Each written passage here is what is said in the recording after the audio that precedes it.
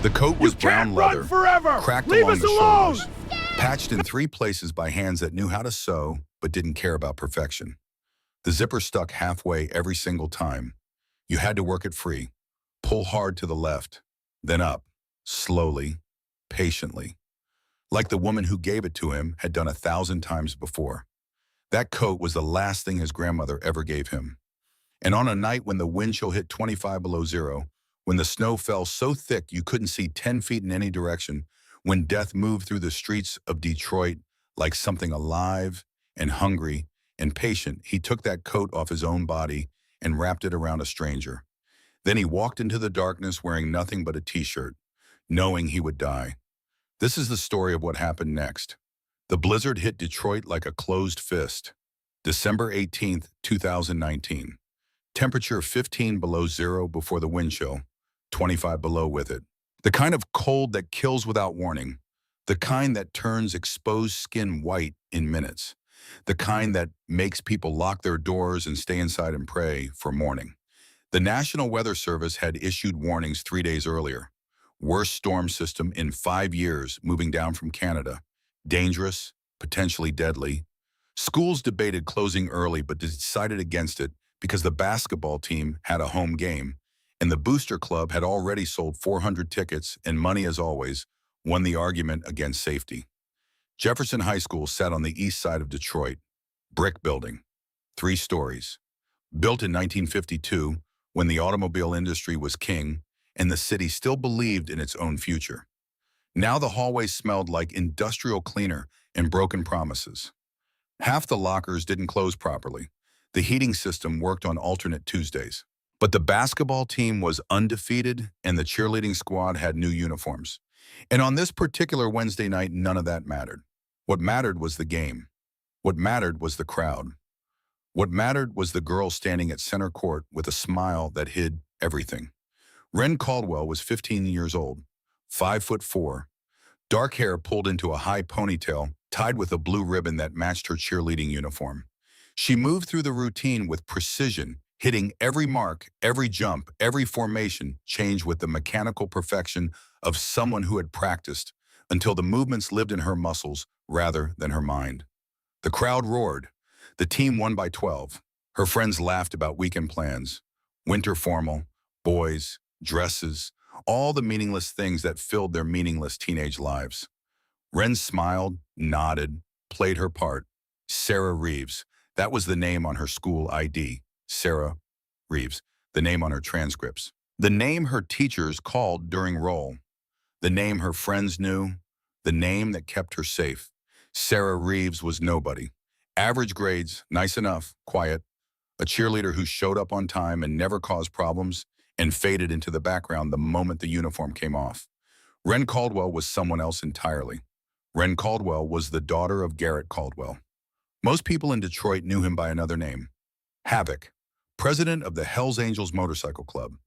Detroit chapter, the most feared man in a city that manufactured fear the way it once manufactured cars.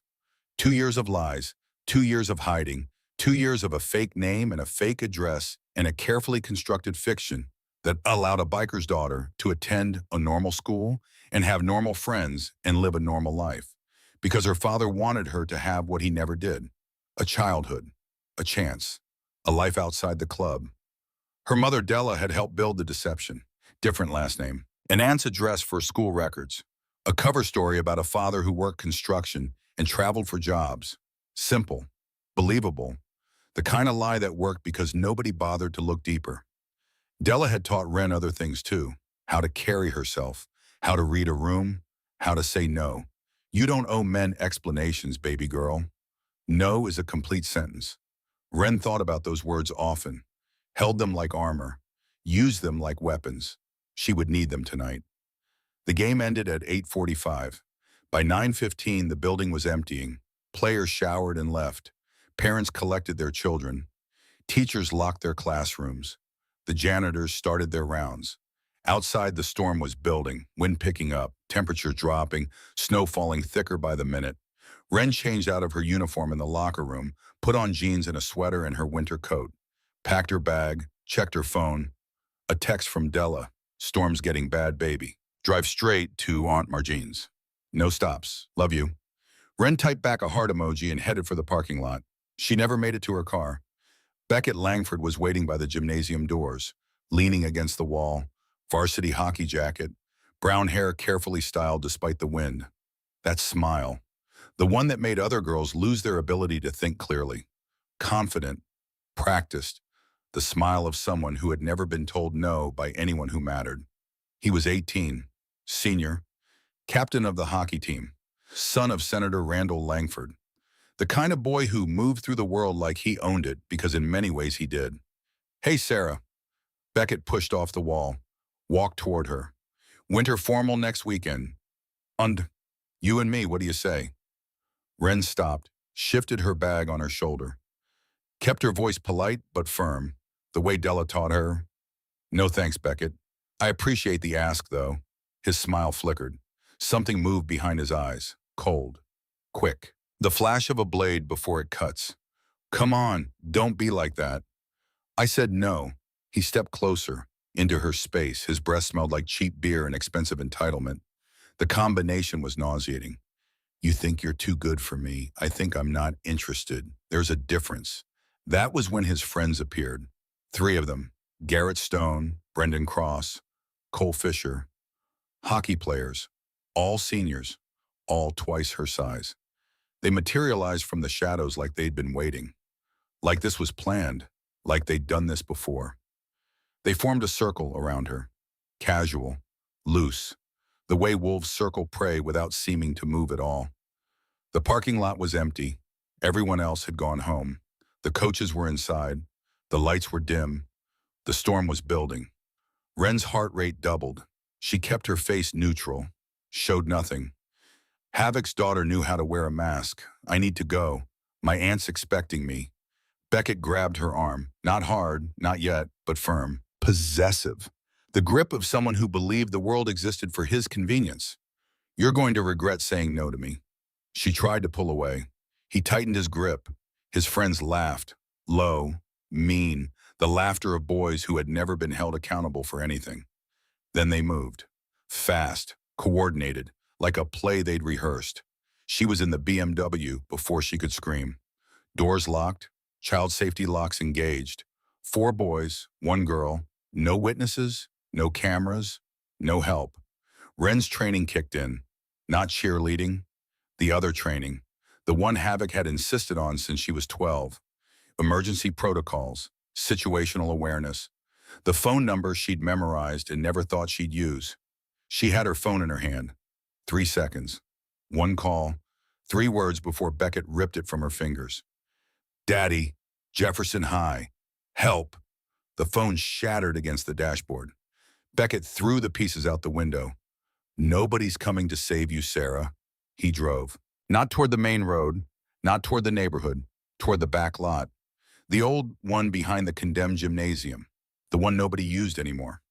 The one where broken streetlights and chain-link fences and condemned buildings created a pocket of darkness that the city had forgotten. Beckett turned around in the driver's seat, that smile again, but different now. Colder, crueler, the mask slipping to reveal something underneath that had always been there. Here's what's going to happen, Sarah. You're going to sit out here and think about your attitude. When you're ready to say yes like a good girl, you come find me at Stone's party, 5 blocks east. Wren stared at him. Her voice came out steady despite everything screaming inside her. It's 15 below. His smile widened. Then I guess you better decide fast. They dragged her out. She fought, screamed, kicked, connected once with Cole's shin. He cursed. Brendan grabbed her arms. Stone took her legs. They carried her like she weighed nothing and dropped her on the ice. Brendan threw her phone battery into a snowbank 20 feet to the left. Cole hurled her car keys into the darkness to the right. Stone laughed, actually laughed. The sound echoed off the condemned buildings and disappeared into the storm. The BMW roared away, taillights swallowed by white. And Wren Caldwell, 15-year-old daughter of the most feared man in Detroit, was left alone in a parking lot to freeze. She stood. That was the first thing. You stand, you don't sit, you don't curl up, you don't give in. Standing means fighting. Standing means alive. The wind hit her like a wall. Drove through her sweater and jeans like they were made of paper. The temperature was beyond anything she'd experienced, beyond pain, beyond thought. It moved through her skin, through her muscles, through her bones, turned everything to ice from the inside out. Move. Her father's voice in her head. Not the gentle voice that read her stories as a child. The other voice. The one that gave orders to men who killed for a living. Movement is life.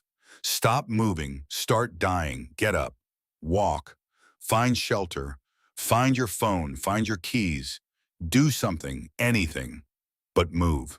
She forced her legs forward. One step, two. Her feet were already going numb.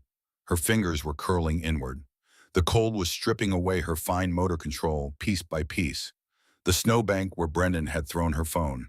She had to find it, had to call her father back, had to tell him exactly where she was. 10 steps, 20. She fell, got up, fell again. The snow was knee-deep in places. Heavy, wet, impossible. Her fingers dug through it, searching, desperate. Nothing, just cold and white, in endless nothing. She tried the other direction. The keys. Maybe she could find them. Get into the gym, break a window, find shelter, something, anything. But her body was betraying her, shutting down, following a protocol that had nothing to do with courage or willpower. The shivering that had racked her for the first 10 minutes was violent. Whole body convulsions that rattled her teeth and blurred her vision. She'd learned about this. Nursing class at Sawbones Medical Camp last summer. Hypothermia stages. The body's desperate attempt to generate heat through muscle contraction. Stage 1. Shivering. Confusion. Difficulty with fine motor skills. Stage 2. Violent shivering, stumbling. Slurred speech, pale skin. Stage 3. Shivering stops. When the shivering stops, your core temperature has dropped below 90 degrees. Organs are failing, heart is slowing. The body has given up trying to save itself. Death is minutes away. 15 minutes after being left in that parking lot, Wren Caldwell stopped shivering. She collapsed against the gymnasium doors. Metal, frozen, locked. Her back pressed against the steel, and she slid down until she was sitting in the snow, with her legs stretched out and her arms limp at her sides and her eyes half closed against the wind. Her thoughts scattered. Time became meaningless. Seconds, minutes, hours, all the same. The cold didn't feel so bad anymore. Almost warm, almost peaceful. Her brain was shutting down, redirecting blood to her core, abandoning her extremities. A strategic retreat that would end in total collapse. This is it. The thought came clear and calm, like a fact, like a math equation, like something that was always going to be true. This is how I die. Frozen in a parking lot because some boy couldn't handle rejection. Her father would burn the city down when he found her body. That was something. That was justice of a kind. Beckett Langford would learn what it meant to hurt a daughter of the Hells Angels, but Wren wouldn't be there to see it. She'd be gone, hold, still, a story people told. A warning nobody heeded. She closed her eyes. And that was when she heard footsteps. Silas Mercer heard the screaming from the science wing. He stopped mopping, bucket in one hand, mop in the other. Industrial cleaner smell burning his nose the way it had every night for the past 6 months. The school was supposed to be empty. Game ended an hour ago. Coaches left 30 minutes back. Just him and the night custodian supervisor. And that guy was passed out in the break room with a bottle of whiskey like he was every shift. The wind had to be the wind. The storm was getting worse by the minute. Radio said worst blizzard in 5 years. Wind chill 25 below. Dangerous. Deadly. The scream came again. Faint. Female. Desperate. Silas tightened his grip on the mop handle. Every instinct in his 17-year-old body told him to ignore it. Keep mopping. Finish the shift. Walk the 5 miles back to the abandoned laundromat on Woodward Avenue where he'd been sleeping for the past 8 months. Survive another night. Getting involved meant attention. Attention meant questions. Questions meant social services. Social services meant foster care. And foster care meant hell. He knew this. Knew it The way animals know which berries are poison. Through experience, through pain, through the kind of learning that leaves scars instead of certificates. His mother had died when he was 6. Ruth Mercer, 23 years old, brain aneurysm. There one moment, gone the next. No warning, no goodbye. Just a woman on the kitchen floor and a boy too young to understand why she wouldn't wake up. His grandmother had taken him in that same day. Maeve Mercer, 51 years old, widowed, living in a 2-bedroom apartment on Detroit's east side with a pension that barely covered rent and a stubbornness that covered everything else. Maeve had been the kindest person Silas ever knew.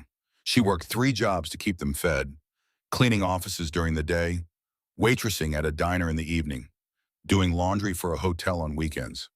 Her hands were always red, always rough, always gentle when they touched his face. She taught him to fix things, started with the old Chevy in the garage that hadn't run since 1997, showed him how to read an engine, how to listen for problems, how to diagnose what was wrong by touch and sound and smell. Machines make sense, baby, she'd say, handing him a wrench. People don't always, but machines, they tell you what's wrong if you know how to listen. He'd rebuilt that Chevy by the time he was 14. Got it running, not pretty, not perfect, but running. Maeve had cried when the engine turned over, stood in the garage with her hand over her mouth and tears streaming down her face. Your grandfather would have been so proud. She taught him other things too.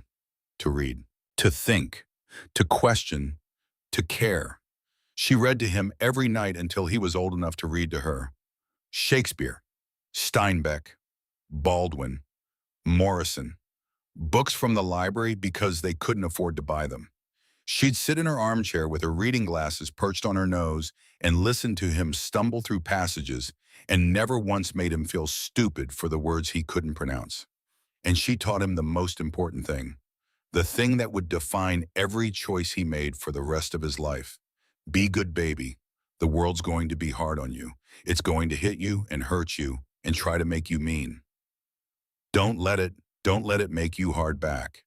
You stay good no matter what it costs. The cancer came when Silas was 15. Breast cancer, stage 3, caught early enough that treatment would have worked. The doctor said so. The oncologist was optimistic. Standard protocol, high survival rate. But standard protocol cost money, and money required insurance. And insurance required approval. Maeve filed the claim. Denied. Experimental treatment, the letter said. Not covered under your current plan, she appealed. Denied again. Same language, same form letter, same signature at the bottom from a claims adjuster whose name Silas would never forget. She appealed a 3rd time, a 4th, a 5th. She wrote letters by hand because she didn't trust computers. Explained that she was dying, that she had a grandson who needed her, that the treatment was FDA approved, that it wasn't experimental, that someone had made a mistake. 7 appeals, 7 denials, 7 form letters that said the same thing in slightly different ways. We regret to inform you, after careful review, not covered under the terms of your policy. Maeve Mercer died on April 14, 2019, owing $40,000 in medical bills. In pain, afraid, holding her grandson's hand and telling him to be good. Promise me, her voice barely a whisper. The morphine was wearing off and the hospital wouldn't give her more because her insurance had been canceled 2 months earlier. Promise me you'll stay good, I promise, Grandma. Whatever happens, whatever the world does to you, you be good. I will, I promise. She'd smiled, squeezed his hand, closed her eyes, and left him alone in the world. What followed was 8 months of systematic destruction. The foster care system processed Silas Mercer like meat through a grinder. 4 homes in 8 months, each one worse than the last. The first family locked him in the basement for forgetting to wash dishes. 3 days, no food, a bucket in the corner. When social services came for a check-in, they told them Silas was at school. The second family stole his grandmother's coat, the brown leather jacket she'd given him 3 Christmases ago. His grandfather's, before that, the only thing he had left of her. He'd had to steal it back in the middle of the night, climbing through a window, hands shaking hard, hammering, clutching that cracked leather like a lifeline. The third family had a son who liked to use younger kids as punching bags. Silas learned to sleep with one eye open and his back against the wall. The fourth family had a father who liked to use everyone for worse. Silas ran, chose the streets over the system, chose hunger and cold and fear over hands that hurt and words that destroyed. For 8 months he'd been invisible, a ghost moving through Detroit's margins, sleeping in the abandoned laundromat on Woodward, eating from dumpsters behind restaurants, surviving on scraps and stubbornness and the promise he'd made to a dying woman. He got the janitor job through a church outreach program that didn't ask for ID or social security numbers. Night shift, minimum wage, cash, enough to buy crackers and canned soup and keep himself from starving. The work was mindless, mopping floors, cleaning toilets, emptying trash. But it was warm, and warm mattered when you slept on concrete. In his backpack, along with a sleeping bag and 2 changes of clothes and a water bottle that froze every night, he carried 2 things from his grandmother: the coat and an envelope. Old, yellowed, addressed to someone named Ruth in Chicago. His mother's name. His grandmother had never explained it. Had meant to, maybe. But the cancer took her before she could. Silas kept the envelope sealed. Wasn't sure he wanted to know what was inside. Wasn't sure he was ready for whatever truth it contained. The scream came a third time.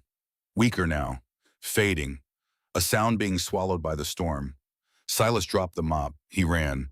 The back lot was a nightmare. Snow 3 feet deep in places. Wind so strong it nearly knocked him sideways. Visibility 10 feet. Maybe less. The world had been reduced to white. White above. White below. White in every direction. Nothing to orient by. Nothing to guide him except sound. He followed it.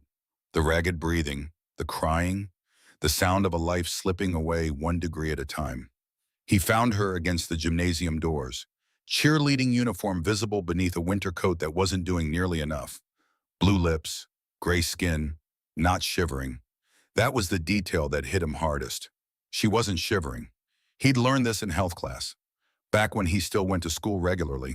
Back when school was something he attended instead of something he cleaned. When the body stops shivering, core temperature has dropped below 90 degrees.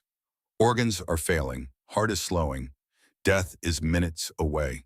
He dropped to his knees beside her. Hey, look at me. Her eyes opened, barely, pupils dilated, confused, the look of someone who had already started leaving. Help. The word was a whisper, a prayer spoken to no one and everyone. Silas was already unzipping his jacket. The coat, his grandmother's coat, brown leather, cracked, patched, that zipper that stuck halfway every single time. He worked it free, pulled to the left, then up, slowly, patiently, the way Maeve had done. The cold hit his t-shirt like a physical attack. Wind driving through the thin cotton fabric, finding every inch of exposed skin. His body started shaking immediately. Violent tremors that blurred his vision and rattled his teeth. He wrapped the coat around her shoulders, pulled it tight, tucked the edges around her legs, covered every inch of exposed skin he could reach. She tried to push it back. Her hands barely moved, fingers blue, coordination gone. No, you'll die. You're dying faster. I can't take your coat. You're not taking it. I'm giving it. He pulled the coat tighter around her, pressed the collar against her neck, made sure the patches his grandmother had sewn covered her arms where the cheerleading sleeves left skin exposed. His body was shaking violently now. The cold moved through him like a living thing, finding his blood, finding his bones, turning everything to ice from the inside out. He could feel his heartbeat slowing, could feel his thoughts beginning to scatter like birds startled from a wire. This was how he would die. He knew it with absolute certainty, giving away the only thing keeping him alive to a stranger whose name he didn't know. In a parking lot that nobody remembered existed, in a storm that nobody would search through until morning. But she needed it more. Simple math, simple choice. She'd been out here longer. Her core temperature was lower. She'd die first. He'd die slower. Maybe slow enough for help to come. You called someone right. Her teeth chattered. My father, 15 minutes, then hold on. 15 minutes is nothing. He rubbed her arms, trying to create friction, heat, anything. His own hands were going numb. His fingers were turning white. The shaking was getting worse. "What's your name?" She hesitated. The fake name was automatic, Sarah. Sarah Reeves, the name she'd been using for 2 years. The name that kept her safe. But something about this moment, something about this boy who was dying for her, something about the look in his eyes, honest, unafraid, the look of someone who had nothing left to lose and had chosen to spend it on her. Wren. The real name came out before she could stop it. Not Sarah. Wren, the name her father whispered when he tucked her in. The name her mother sang in lullabies. The name that only family knew. Cal. He didn't bother with the last name. If he died here, it didn't matter. Silas. Sorry, Silas. People call me different things. Stay awake, Wren. Talk to me. So cold. I know, fight it. 15 minutes is nothing. Her eyes focused on him. Really focused. Saw past the cold, past the fear, past the dying. I know you, the janitor kid. You sit alone at lunch in the back hallway. That's me. Why are you doing this? Because you needed it more. You'll die out here, maybe. The word came honest. True. No bravado, no heroics, just a boy acknowledging the likely consequences of his choice and making it anyway. That's stupid. A ghost of a smile crossed his blue lips. My grandmother said the same thing. Said I had too much heart. Not enough sense. She sounds smart. She's dead. 8 months. Cancer. Wren's face crumpled. Even through the hypothermia. Even through the dying. Grief recognizing grief. I'm sorry. Don't be sorry. Just stay alive. That's how you thank me. Engines. Distant but getting closer. Cutting through the storm like thunder through clouds. Multiple engines. Big engines. The deep-throated roar of motorcycles being pushed beyond their limits through conditions that would kill most riders. Wren's head lifted. That's him. Good, you're going to be okay. Silas stood. His legs shook. The cold was in his bones now. Deep, structural. The kind of cold that doesn't leave. The kind that kills slowly from the center outward. He'd given away his survival for a stranger. For a girl whose last name he didn't know. Whose face he'd barely seen in the dark, whose voice he'd remember for however long he had left. His grandmother would have understood, would have approved, would have done exactly the same thing. Wait, Wren grabbed his arm. What strength she had left went into that grip. Don't go. My father will help you, please. I've got a place nearby. I'll be fine. You're lying. He was. Someone will notice you soon. She tightened her grip. At least your name. Your full name, Silas Mercer. Headlights cut through the whiteout. Multiple headlights, bright, close. The engine thunder grew louder. Closer, death machines roaring through a storm that should have stopped everything. Please. Wren's voice broke. Please wait. But Silas was already backing away. Into the storm, into the white, into the cold that would kill him. Moving away from attention, away from questions. Away from the system that had hurt him worse than any blizzard. He heard her calling his name, heard men's voices, heard motorcycles dying, heard someone say, baby girl, and where is he, and find him. But Silas Mercer was gone, moving through the storm, one foot in front of the other. No coat, no protection, nothing between his skin and the wind, except a thin cotton t-shirt that was already frozen stiff. The cold was worse now, exponentially worse. Without the coat, without the barrier. Hypothermia set in fast. 5 minutes. 10. His thoughts blurred. His vision darkened. His body stopped obeying commands. 1 mile. That was as far as he got. His legs quit, just stopped working. Buckled beneath him, dropped him face first into a snowbank on the side of a road that nobody was driving on because everyone with any sense was inside. He tried to get up. Couldn't. Tried to crawl. Made it maybe 50 feet. His arms gave out. His face hit snow. Cold. White. Endless. His grandmother's words echoed one last time. Soft. Clear. The voice of the only person who had ever loved him unconditionally. Stay kind, baby, even when it costs everything. Darkness swallowed him whole.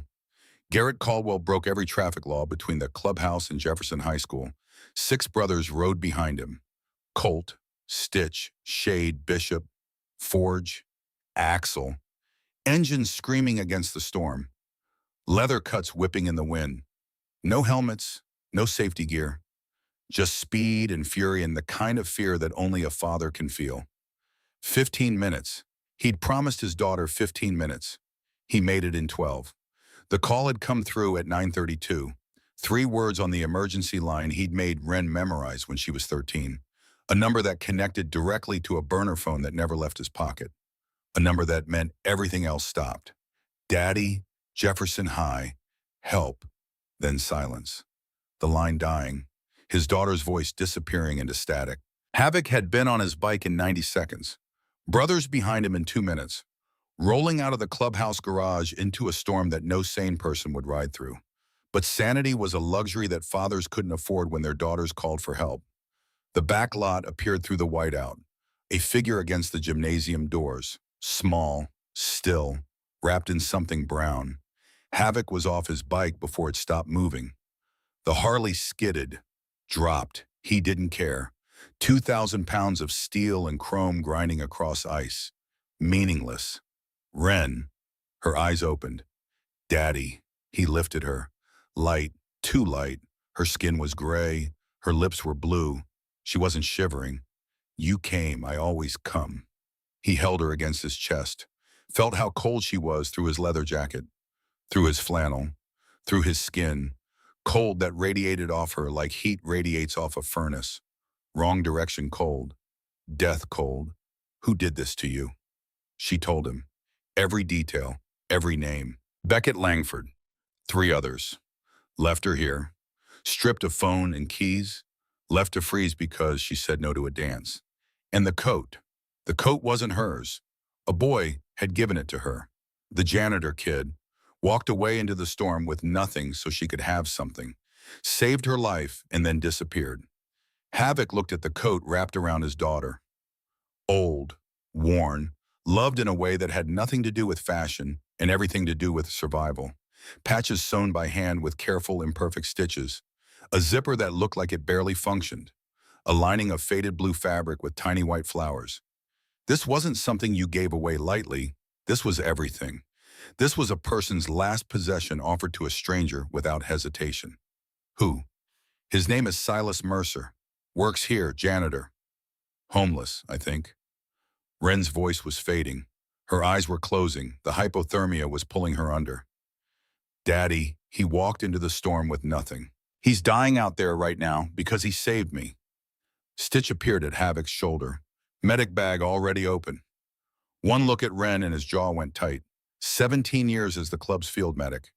2 tours in Afghanistan before that. He'd seen hypothermia in the mountains of Kandahar. He knew what it looked like in its final stages. Severe hypothermia, core temps critical. We move now or we lose her. Havoc looked at his brothers, 6 men standing in a blizzard, waiting for orders, ready for anything. Colt, you're the fastest rider. Get her to the hospital. Now, Stitch goes with her, everyone else. We're hunting, Silas Mercer. Find him before the cold does. Shade's voice cut through the wind. What about the Langford kid? Havoc's answer came without hesitation. The words would echo through the club for years. Langford can wait. The kid who saved my daughter can't. They split into the storm. Colt took Ren, Stitch in the sidecar.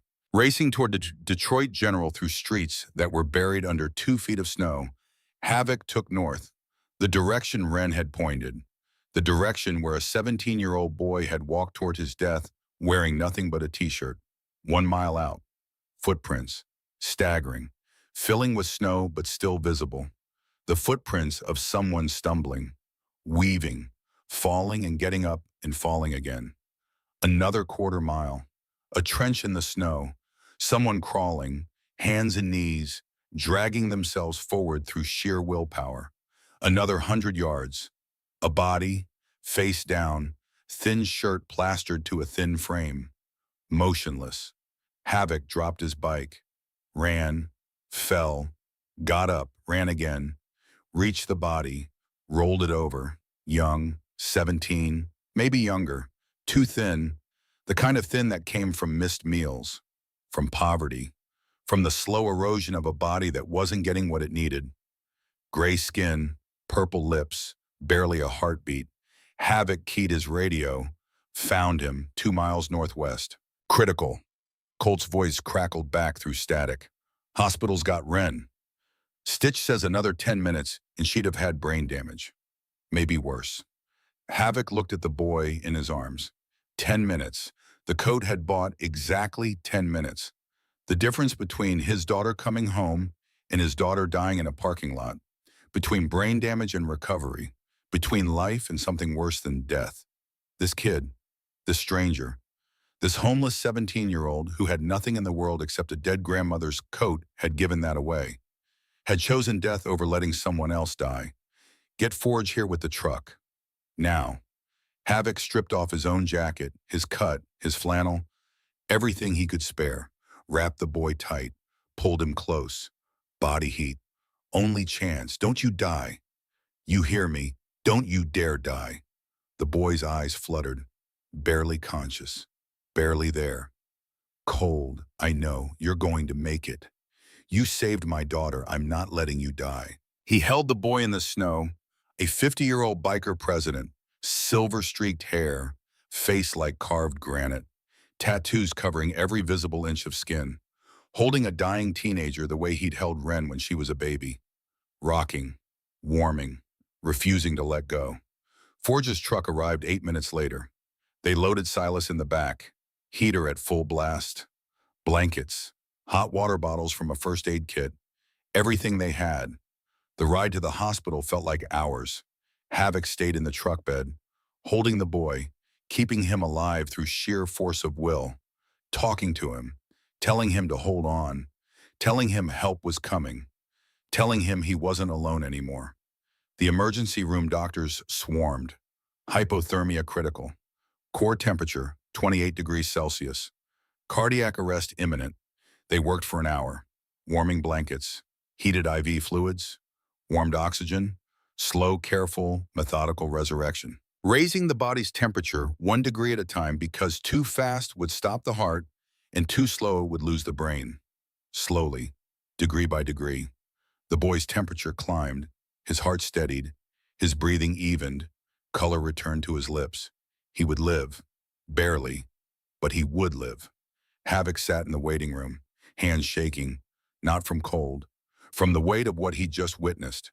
A homeless 17-year-old had given everything to save a stranger, had walked into a blizzard knowing it would kill him because someone needed help. When was the last time Havoc had met someone like that? Someone genuinely, completely. Good. The answer came immediately. Never in 50 years of living, in 30 years of running the hardest club in Detroit, in a lifetime of judging men by their actions rather than their words. He had never met anyone like Silas Mercer. Colt appeared in the doorway. Ren stable. Stitch got her core temp up. She's sleeping, asking about the boy. He's alive? Good. Colt sat. His face was tight, controlled. The face of a man who had information he didn't want to deliver. We've got a problem. Langford, that's the start. His father is Senator Randall Langford. Havoc already knew the name. Every biker in Michigan knew that name. But the way Colt said it, the weight behind it, the careful neutrality of his voice. What about him? Randall Langford has history with us. The kind that killed Nolan. Havoc's blood went cold. Nolan, his brother, dead 20 years. Brake lines cut. Crash staged. Case closed by a district attorney who got promoted to state senator 6 months later. A DA named Randall Langford. You're sure Bishop pulled the files. Same case, same signature, same man. Havoc stood, something shifting inside him, something old and dangerous and patient. 20 years of grief, 20 years of unanswered questions, 20 years of knowing his brother was murdered and being unable to prove it. Then Beckett didn't pick Ren randomly. No, this was a message from a man who thought he was untouchable, father to son, generation to generation. The Langfords destroying the Caldwells. Again. The hospital was quiet. 2 in the morning. Storm still raging outside, but muted behind thick walls and double-pane glass. Wren lay in her bed, monitors beeping, color returning to her cheeks, alive because of a coat. She wasn't sleeping. She was thinking, processing, the way she always did, the way Havoc had taught her. Don't react. Think. Plan. Then move. When Bishop appeared in her doorway, she wasn't surprised. He was thin, watchful, eyes that missed nothing and revealed less, the club's intelligence officer. The man who knew things before anyone else and shared them on his own schedule. He moved like a shadow, silent, precise. You're awake. Wren sat up, pain in her chest, in her fingers, in her toes, the damage that cold does to living tissue. But her mind was clear, clearer than it had been in months. I want to know why Beckett knew my real name. Bishop pulled a folder from inside his jacket, set it on the table beside her bed. Your father doesn't know I'm here. Neither does anyone else. Then why are you here? Because you asked the right question. He opened the folder. Photos, documents, police reports from 20 years ago, yellowed paper, faded ink, the bureaucratic remains of a murder that had been filed away and forgotten. Your Uncle Nolan died in 1999. Brake lines cut, staged to look like an accident. The investigating officer flagged it for homicide. But the district attorney closed the case, ruled it accidental, sealed the file. Bishop pulled out a single page, a signature at the bottom. Confident, bold, the handwriting of a man who believed his name carried authority. That DA was Randall Langford, Beckett's father, now Senator Langford. Wren's stomach dropped. The hospital room tilted, the monitors beeped faster. Why? Because Nolan saw something. 3 weeks before he died, your uncle testified in a federal investigation. Organized crime. Cartel money flowing through Detroit. He witnessed a public official taking cash payments in a warehouse on the waterfront. Testified in secret. Thought he was protected. The official was Langford. Bishop nodded. Nolan's testimony should have ended Langford's career. Instead, Nolan died. The testimony disappeared. Langford got promoted, became a senator, built an empire on corruption. Wren read every page, every report, every piece of evidence. Her hands didn't shake. Her voice didn't waver. She absorbed it the way she absorbed chemistry formulas and historical dates, with precision, with retention, with the understanding that information was power, and she had just been handed a weapon. Beckett didn't choose me randomly. No.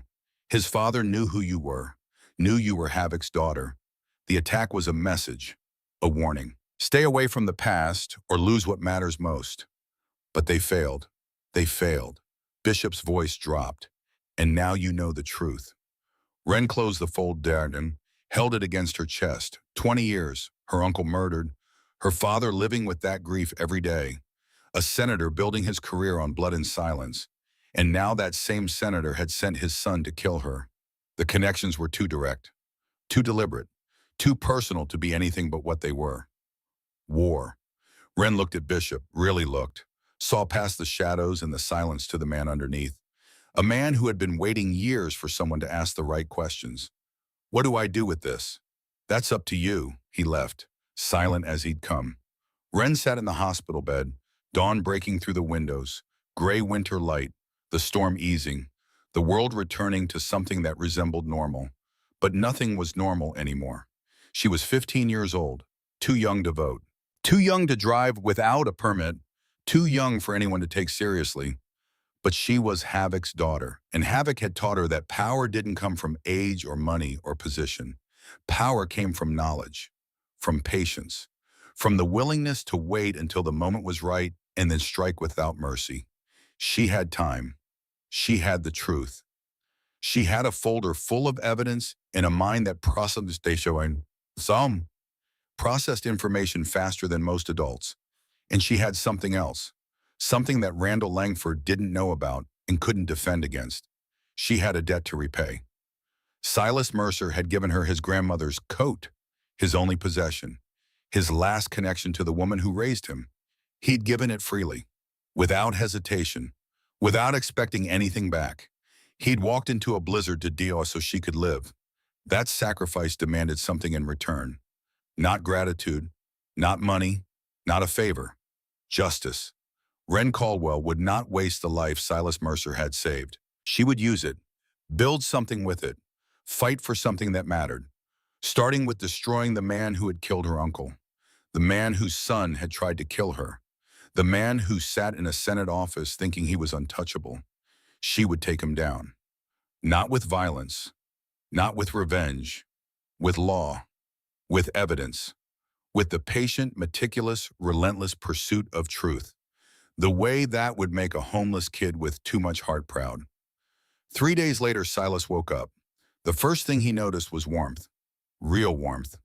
Not the thin, desperate warmth of a sleeping bag on concrete. Not the fleeting warmth of a heating vent on a cold night. Deep warmth.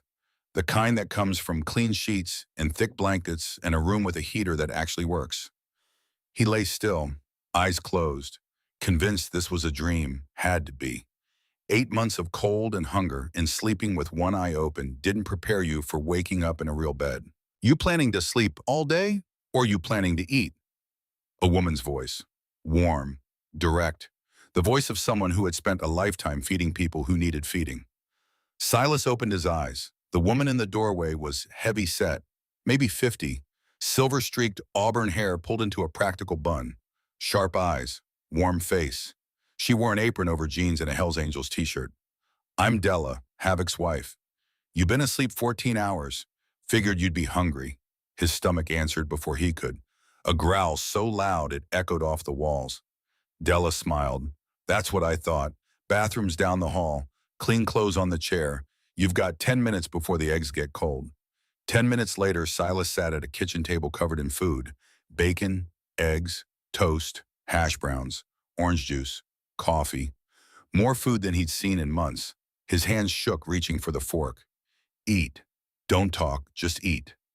Della sat across from him, watching, not judging, just present. The way Maeve used to sit when Silas was small and struggling with something he couldn't name. 3 plates later, he finally slowed down. His stomach hurt from the volume, but the pain was different from the pain he knew. This was fullness. This was enough. "When's the last time you had a real meal?" "Thanksgiving." "School cafeteria served turkey before break." "That was 7 weeks ago. I had stuff since then."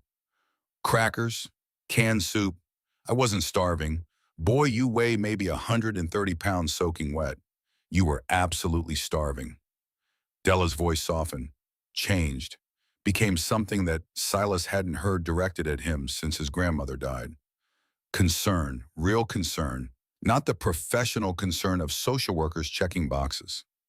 The concern of someone who looked at a hungry kid and felt it in her chest. "Nobody's going to take this food away from you. Nobody's going to make you earn it. You eat when you're hungry. You sleep when you're tired. That's how things work here." "Why? Why what? Why are you being nice to me?" Della studied him, the same way Havoc had studied him, like she could see through walls, through time, through every defense he'd ever built. "Because you gave my husband's daughter your coat. The only thing keeping you alive. You did that without knowing who she was, without expecting anything back. That tells me everything I need to know about you. It tells you I'm stupid.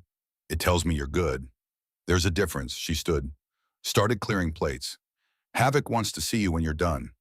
His office is down the hall, last door on the left."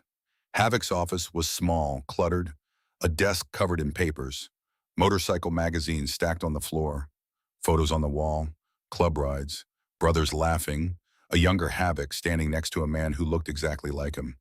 "Sit." Silas sat. Havoc was behind the desk, silver-streaked hair pulled back, face like carved granite, tattoos everywhere, a leather vest covered in patches. But his eyes were what made Silas go still. Cold. Calculating. The eyes of a man who had spent decades reading people and was now reading him. "You gave my daughter your coat. The storm, the girl, the jacket. It came flooding back. Every detail sharp and clear despite the hypothermia. Wren, is she okay?" "She's fine. Because of you." Something shifted in Havoc's voice. Real emotion breaking through the granite surface. Raw and uncontrolled. "Doctor said another 10 minutes and she'd have had permanent brain damage. Maybe worse. You saved her. She needed it more than me. That jacket was everything you had. It was my grandmother's. She gave it to me before she died, and you gave it to a stranger. Ren was dying. It wasn't complicated. Havoc studied him, a long, searching look that seemed to see past every wall Silas had ever built, every defense, every mask, down to whatever was underneath. Most people would have walked past, told themselves they had their own problems, their own survival to worry about. I'm not most people. No, you're not. Havoc stood, walked to the door, stopped. I'm going to give you a choice. You can walk out right now, back to the laundromat, back to being invisible. Nobody stops you. Nobody follows. Or you can stay. 3 meals a day, a real bed, finish your education, find something you haven't had in a long time. What's that? Family? He left. Silas stared at the ceiling. His grandmother's voice echoed, soft, clear, steady. Whatever happens, you be good. He'd give it a week, 7 days. If it felt wrong, he'd leave. If the walls closed in or the questions got too sharp or the price of belonging became too high, he'd disappear. He was good at disappearing. 8 months of practice. 7 days. He could do 7 days. He closed his eyes, and for the first time in 8 months, Silas Mercer slept without fear. That same morning, Ren sat up in her hospital bed and asked to see him. Silas, the boy with the coat. Havoc brought him that afternoon. Rode the motorcycle through streets that were still being plowed.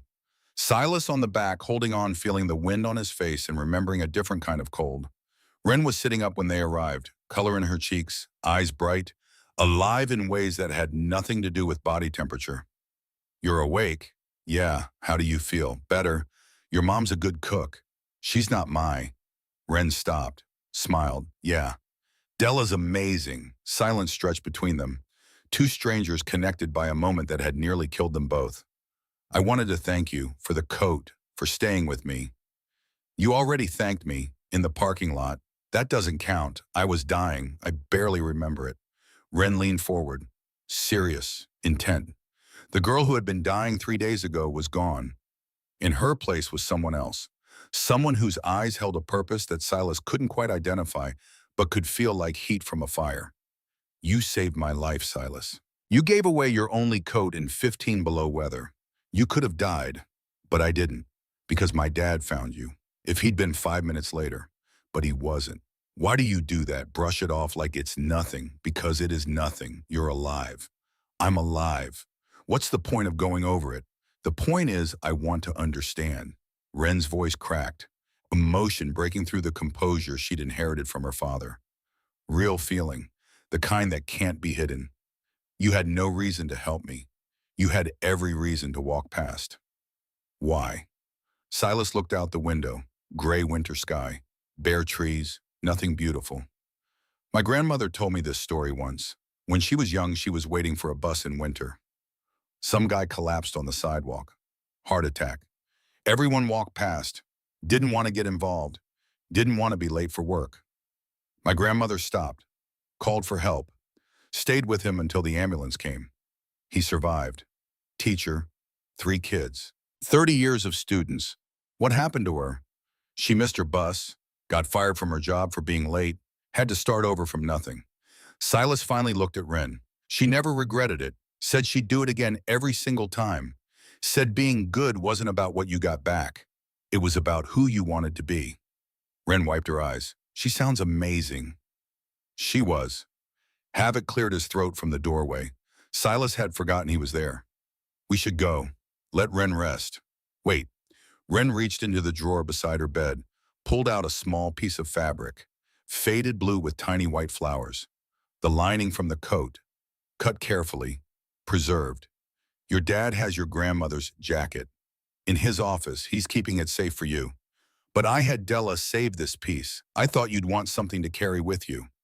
Silas took the patch. His grandmother had sewn that lining herself, said the flowers reminded her of the garden she'd had as a girl. His throat closed up. Thank you. It's not enough. It'll never be enough. But it's something. He tucked the fabric into his pocket, close to his heart. It's everything. They left. The ride back was quiet, snow falling gently now, the storm spent, the world white and still and new. But inside Silas's pocket, a piece of faded blue fabric with tiny flowers held the weight of two women's love. One dead, one alive, both given freely. And in a hospital bed, Ren Caldwell opened Bishop's folder one more time. Read every page again, every detail, every connection between her uncle's death and a senator's rise to power. By the time the sun set, she had a plan, not revenge, something bigger, something that would take years, something that would require patience and intelligence, and the kind of courage that had nothing to do with physical strength. She would learn the law. She would gather evidence. She would build a case so airtight that no amount of money or power could escape it. And she would do it for all of them. For Nolan, who died for the truth. For Maeve, who died because profit mattered more than people. For Silas, who gave away everything and expected nothing back. For herself, the girl who should have died in a parking lot and didn't. Ren Caldwell was 15 years old. She had time. She had purpose. She had the truth. Outside her window, the last of the storm clouds broke apart. Stars appeared, cold and distant and permanent. And somewhere in a room down the hall, a boy who had been invisible for 8 months slept in a real bed with a full stomach and a piece of his grandmother's love in his pocket. One coat, one choice, one sacrifice. The ripples were just beginning. 18 months is a long time when you are young, long enough to learn a new language, long enough to rebuild a body that was starving, long enough to transform a homeless boy into something that resembled a man, and to harden a 15-year-old girl into something that resembled a weapon. 18 months after the blizzard, Ren Caldwell was 16 years old, and she had been quietly, methodically, patiently building the case that would destroy a United States senator. Nobody knew. Not her friends at school, not most of the club, not even her father, who believed his daughter spent her evenings studying for honors classes and her weekends volunteering at the church food pantry. Both of those things were true, but they were also cover, a carefully maintained fiction that allowed Ren to do the real work in the hours between midnight and dawn, when the clubhouse was quiet and Bishop's encrypted servers hummed in the basement room that only 3 people knew existed. Bishop had become her partner, the club's intelligence officer, thin, watchful, unsettling in the way he seemed to know things before they happened and revealed them on his own schedule. He'd spent 15 years collecting fragments, financial records, digital footprints, the kind of information that powerful men believed they had erased, but that never truly disappeared. He taught Ren everything: digital forensics, how to trace money through shell companies and offshore accounts, how to find patterns in data that looked random, how to build a case that would hold up not in a biker bar, but in a federal courtroom. "You're good at this," he told her one night, 6 months into their partnership. Ren was 16, cross-legged on the floor of the basement room. Laptop open, 3 monitors showing financial records that would have made an FB forensic accountant's head spin. Good at what? Seeing the story underneath the numbers. Most people look at evidence and see chaos. You see connections. "I had a good teacher," Bishop almost smiled. "That was rare. That was significant. Your father is going to be proud when he finds out what you've been doing." "Is he going to be mad I kept it secret?" "Probably, but proud will win out." The investigation began with the witnesses, the people who had known Nolan Caldwell, who had ridden with him, who had been there in the weeks and months before his death, and who remembered things that 20 years of silence had not erased. Most were dead: club wars, accidents, old age, the natural attrition of men who lived hard and burned fast. But 3 were still alive, still in Detroit, still carrying the weight of what they knew. Ren found the first one on a Saturday afternoon in June. She was 16 years old, carrying her father's leather cutter over her arm like a shield, walking into a tattoo shop in Midtown like she owned the building. Phantom.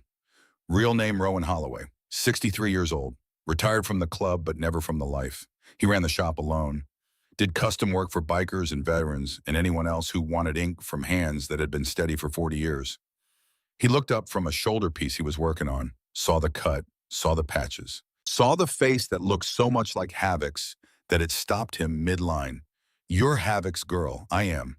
He doesn't know you're here." "No, and he won't unless you tell him." Phantom put down his tattoo gun, told his client to take 5, led Ren to a back room that smelled like antiseptic and old leather, sat down across from her, studied her the way all club men study people. looking for lies, for weakness, for the angle that everyone always had. What do you want? The truth about Uncle Nolan.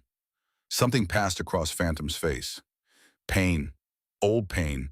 The kind that lives in the bones and never quite leaves. That was 20 years ago, kid. I know. Tell me what happened. Phantom leaned back, crossed his arms, looked at the ceiling for a long time before looking back at her. Your uncle saw something he shouldn't have. Randall Langford taking money from the cartel. Cash payments. Bags of it. Nolan was doing a run for the club, making a delivery. Wrong place. Wrong time. He saw Langford accepting a duffel bag from a man everybody in Detroit knew worked for the Mexican operation. Broad daylight. No attempt to hide it, because Langford believed he was untouchable. And Nolan went to the feds, testified in secret, grand jury, sealed testimony, thought he was protected, thought the system would do what the system was supposed to do. But Langford found out. 6 months later, Nolan's brake lines were cut. Professional job. Not an accident, not wear and tear. Someone who knew exactly where to cut and how deep. Did you tell the police? Phantom's jaw tightened. I tried. Went to the precinct. Filed a statement. Told them everything I knew. They wrote it down. They nodded. They said they'd follow up. And nothing. The case was closed 3 weeks later. DA ruled it accidental. Sealed the file. Case over. Justice dead. The DA was Langford. Yeah. The man killed his accuser and got promoted for it. Phantom's voice was flat, exhausted. The voice of someone who had spent 20 years carrying a truth that nobody wanted to hear. Wren left that meeting with fire in her chest. Nolan hadn't just died. He'd been murdered for trying to do the right thing, and the killer had built a career on the grave. The second witness lived in Corktown. Sparrow, real name Laurel Pratt. 58 years old, she ran a legal aid clinic in a converted storefront on Michigan Avenue. Helped people who couldn't afford lawyers navigate a system designed to crush them. She'd been Nolan's girlfriend, had left the club life after he died. Never gone back, but never forgotten. Sparrow cried when Wren told her why she was there. Quiet tears, the kind that come after decades of holding something in. After 20 years, someone cares enough to ask, tell me about him. Nolan was the best man I ever knew. He wasn't perfect. None of us were. But he was honest. When he saw Langford taking that money, he knew it was wrong, knew he had to report it, even though it was dangerous, even though the club told him to let it go, even though I begged him to stay quiet. Her voice shook but held. It got him killed. And I've lived with that guilt every single day since. If he just kept quiet, if he just walked away, he'd still be here. Or Langford would have hurt more people. Sparrow looked at her, really looked. Saw something in Wren's face that reminded her of another Caldwell from another time. You're going to go after him. Yes, you're 16 years old, I know. Then you've got time. Use it. Get educated, get trained, learn the system, become what Langford is. A lawyer, a prosecutor, someone with power, and then take him apart from the inside. Wren had left that meeting with a plan. Law school, not just as a career, as a weapon. The third witness refused to meet, sent a message through Bishop, unsigned, untraceable. I've got a family, kids. Langford still has reach. I can't help you. I'm sorry. Wren understood. Fear was powerful. Langford had spent 20 years building his armor, making examples of people who crossed him, creating a reputation for being an untouchable. But fear worked both ways, and Wren was about to teach him that. The healthcare records changed everything. It was a Tuesday night in October. Wren was in the basement. Bishop had gained access to the database of Langford Healthcare Management, the senator's private company, the one that processed insurance claims for 300,000 people across Michigan. Wren was looking for financial irregularities, campaign contributions funneled through shell companies, cartel money laundered through medical billing, the kind of white-collar crime that left paper trails if you knew where to look. She found something else. A spreadsheet, claims denied, treatments refused, appeals rejected, 247 cases in 10 years. Life-saving treatments labeled experimental when they were FDA approved. Standard protocols rejected as unnecessary. Appeals process designed to exhaust patients until they gave up or died. 18 of them had died. Wren scrolled through the names, read the case summaries, each one a story, each one a person. Someone's mother, someone's father, someone's child. Denied treatment because a claims adjuster in an office building decided that saving their life would cut too deeply into quarterly profits. Then she found a name that stopped her breathing. Maeve Mercer. Breast cancer. Stage 3. Treatment denied 7 times. Reason given. Experimental protocol. Not covered. Appeal rejected on identical grounds each time. Claims adjuster. Thomas Wendell, direct employee of Langford Healthcare Management. Wren stared at the screen. The room was quiet. The servers hummed. The clock on the wall said 2:17 in the morning. Maeve Mercer, Silas's grandmother, the woman who had raised him, who had worked 3 jobs, who had taught him to fix engines and read Shakespeare, and be good even when the world was hard. The woman whose coat had saved Wren's life. The woman whose death had put Silas on the streets. She hadn't died of cancer. She died because a senator's company decided her life wasn't worth the expense.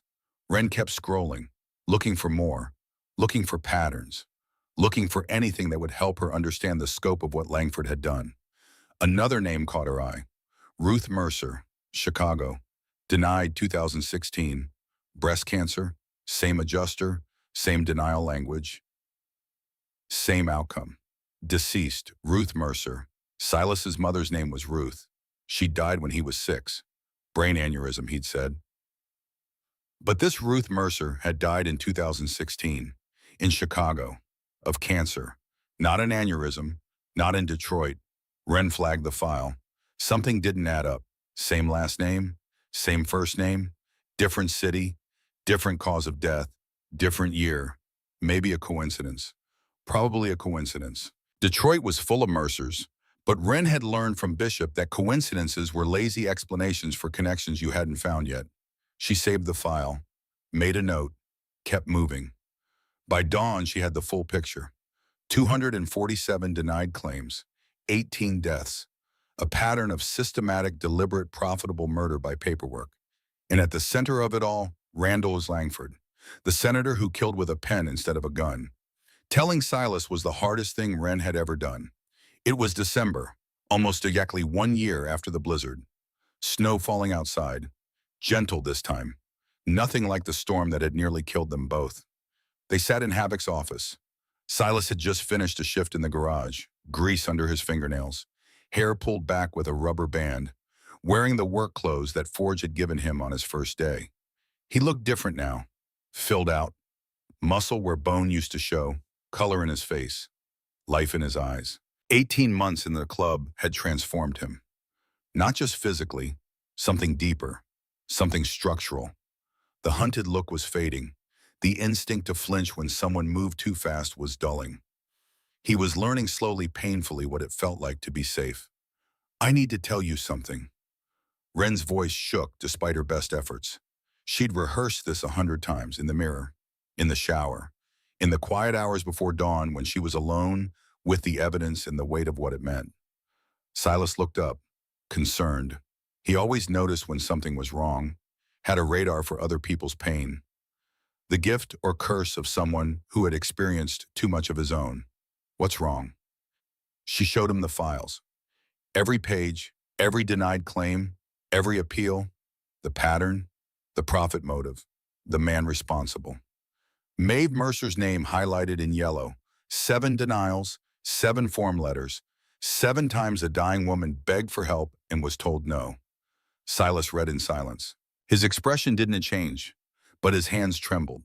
The pages shook in his grip, small vibrations that grew larger with each line. When he finished, he sat completely still. The silence stretched.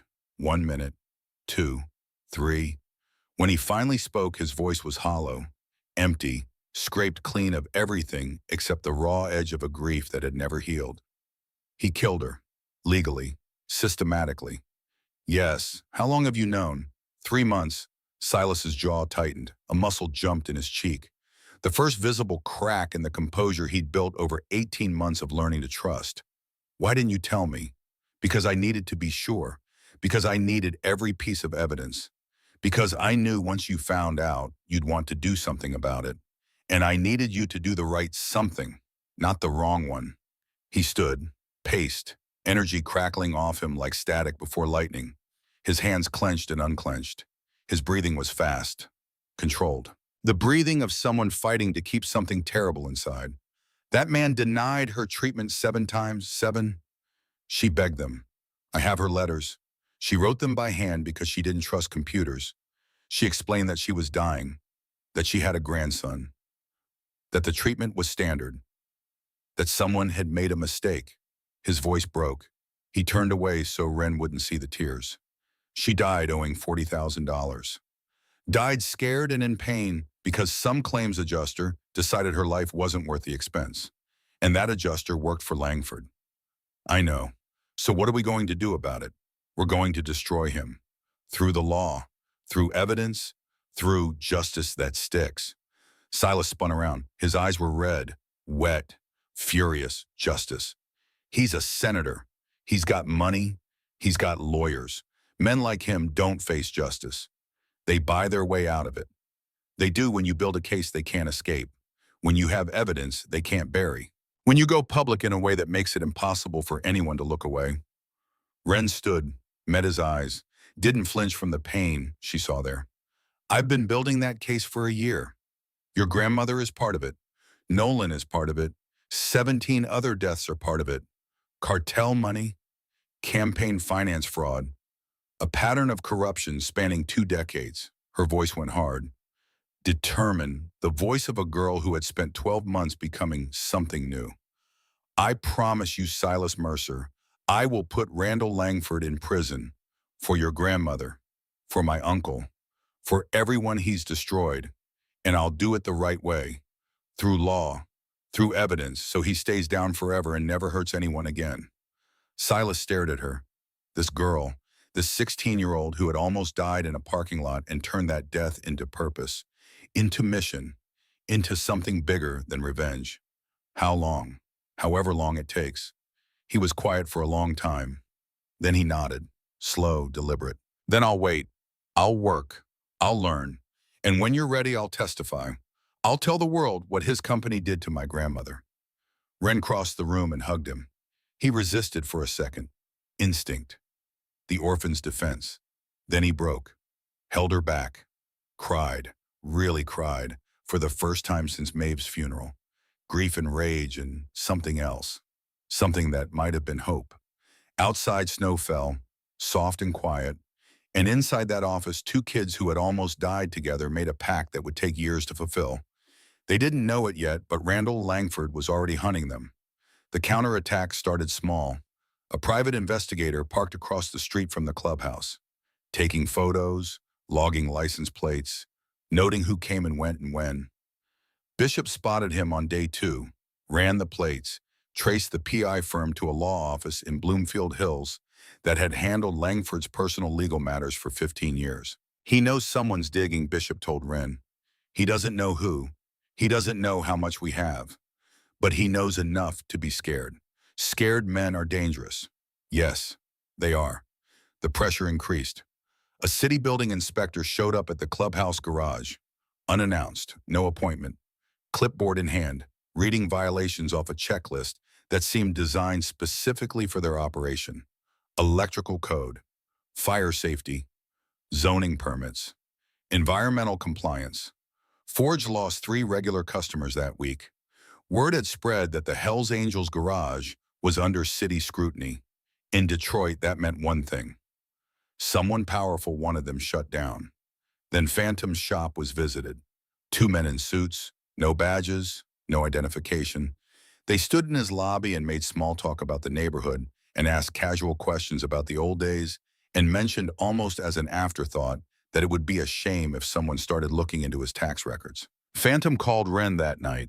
His voice was different, thinner, the voice of a man who had lived through enough to know what a warning looked like. They came to my shop. They know I talked to someone. They didn't say your name, but they didn't have to. Are you okay? I'm fine. But I'm not the one they're really after. Ren absorbed this, filed it, added it to the growing picture of a senator who was feeling the walls close in and responding the way powerful men always respond, by squeezing harder, by punishing anyone who might be a threat. She changed tactics, moved the evidence to a new system, 3 backups in 3 different locations, changed her communication protocols, stopped meeting witnesses in person, started using encrypted channels that Bishop built specifically for this purpose. They broke into Havoc's office on a Wednesday night. Someone picked the lock while the club was at a charity ride 3 towns over. Nothing was taken, but drawers were opened. Papers were moved, a message left not in words but in the violation itself. We were here. We know where you live. We can reach you whenever we want. Havoc tripled security around Wren. 2 brothers escorting her to school, 2 more at the house. Nobody went anywhere alone. But Wren didn't slow down, didn't panic, didn't retreat. She adapted, adjusted, responded to each move with a counter move that was quieter and smarter and more patient than anything Langford expected. Because Langford was fighting a war he understood: intimidation, force, the blunt instruments of power. Wren was fighting a different kind of war: evidence, documentation, the patient accumulation of truth that would become an avalanche when the time was right. While Wren built her case, Silas built himself. The prospect period in the Hells Angels was designed to break weak men and forge strong ones. 18 months of proving yourself through action, through silence, through work that was thankless and endless and deliberately humiliating. Silas cleaned toilets at 3 in the morning, washed motorcycles in freezing rain, ran errands across the city on foot when the club needed supplies, cooked meals for 20 men, served them, cleaned up after them, never complained, never asked why, never questioned orders. Colt tested him hardest. The sergeant-at-arms watched Silas like a hawk, waiting for mistakes, waiting for the moment when fatigue or frustration or ego would crack the surface and reveal whatever was underneath. You think you're tough, kid. Colt appeared in the garage one afternoon. Silas was elbow deep in an engine, changing oil on Shade's bike. I think I'm doing what needs doing. Everyone works hard the first few weeks. Then they get comfortable. Then they get lazy. You going to get lazy, Phoenix? The nickname had started as mockery. Phoenix, the bird that rises from ashes, the kid who should have died but didn't. Someone had spray painted it on his locker as a joke, but the name stuck. And slowly over months it became something else. Something earned. Something real. No, sir. We'll see. But Colt didn't leave. He stood there, arms crossed, watching Silas work, watching the way his hands moved, the way he listened to the engine, the way he adjusted without being told. When Silas finished the oil change, checked the filter, tested the compression, and cleaned up without leaving a single drop on the floor, Colt grunted, "You know bikes. My grandmother had an old Chevy, taught me engines before she got sick. Forge says you've got a feel for it, says machines talk to you." Silas shrugged. "They make sense. More sense than people." Colt almost smiled. "Almost. You might be all right, kid. Might be." The garage became Silas's sanctuary. Forge was 63, grease permanently embedded in his fingerprints. A laugh that shook his entire body and made everyone around him feel like the world was simpler than it pretended to be. He taught Silas everything: how to read an engine by sound, how to diagnose problems by touch, how to fix things that other mechanics said were beyond repair. Kids got the gift, Forge told Havoc one evening. Silas was supposed to be outside but heard through the open window. Most people learn mechanics. This boy understands it. Big difference. He sees things others miss, feels things others ignore.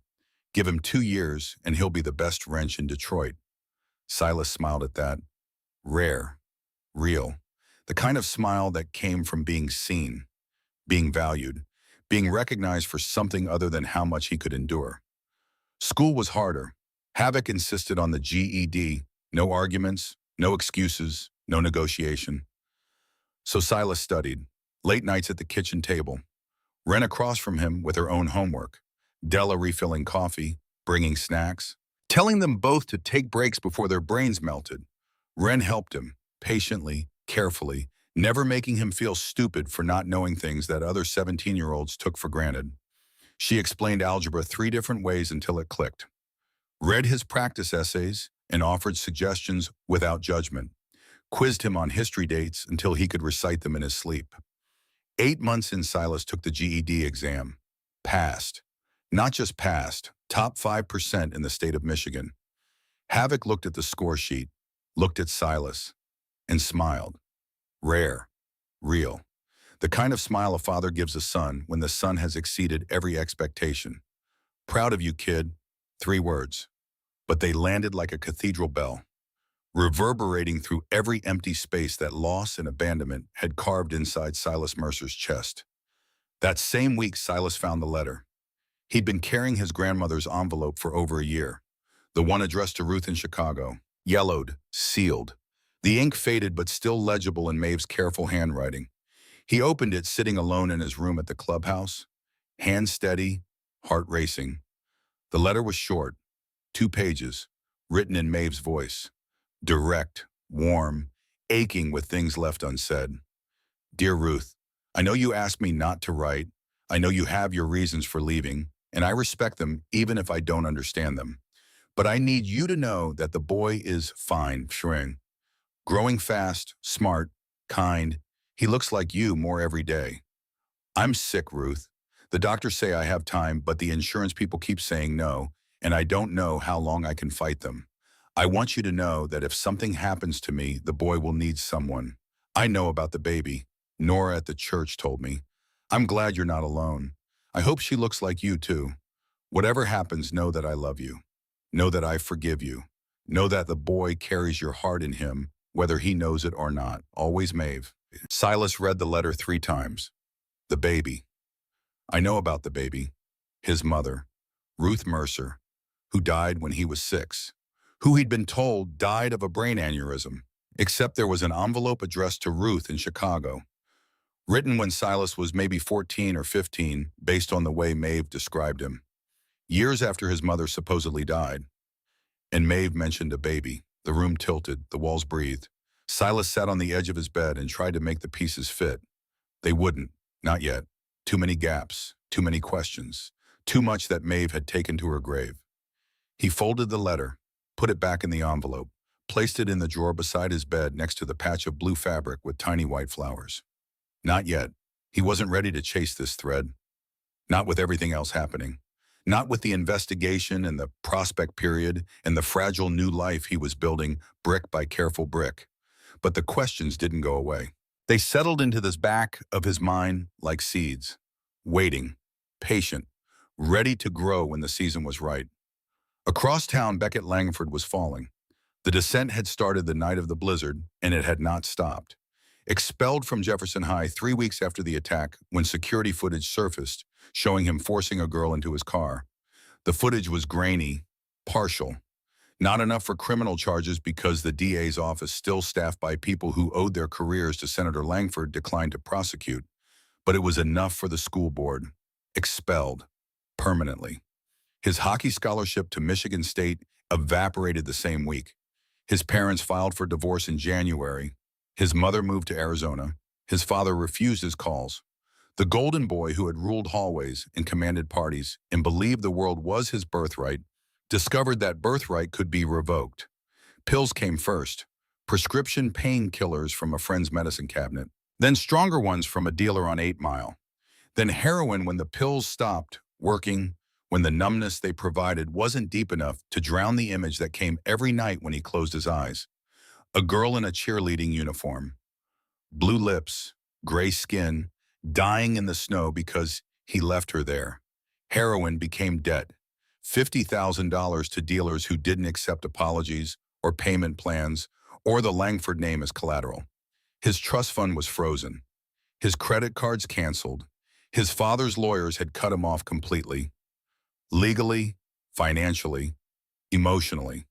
Beckett lived in a motel on 8 Mile Road. Room 12. Roaches in the corners, stains on the ceiling, water that ran brown. This was what remained of a life that had once seemed guaranteed. His phone rang on a Thursday night, unknown number. He almost didn't answer, almost let it go to voicemail. But something made him pick up. Beckett Langford. Who's asking? Someone who knows what you did. Someone who knows about the girl in the parking lot. His blood went cold. What do you want? The truth. About your father. About what he ordered you to do. I don't know what you're talking about. Yes, you do. You left Ren Caldwell to die because your father wanted to send a message to Havoc. Wanted to show the Hell's Angels that nobody crosses a Langford. Not even through his own son. Silence. Long, heavy. The silence of a man standing at the edge of a cliff and feeling the ground crumble beneath his feet. The line went dead. 3 days later, Beckett called Silas. Midnight. The phone rang 6 times before Silas answered. The voice on the other end was barely recognizable. Weak. Terrified. The voice of someone who had reached the end of everything. Help. Please help. Pills. Too many. I can't do this anymore. A video call request came through. Silas accepted. The screen showed a motel room. Bottles everywhere. Pills scattered across a bedspread. Blood on wrists. Shallow cuts, not deep enough to kill, deep enough to mean it. Beckett, stay with me. Where are you? The Starlight Motel. Room 12, 8 Mile. Silas was already moving. Jacket, keys, phone. He burst into the main room. Ren was there, studying. She saw his face and stopped. What's wrong? Beckett, suicide attempt. I'm going. She didn't hesitate. Grabbed her coat.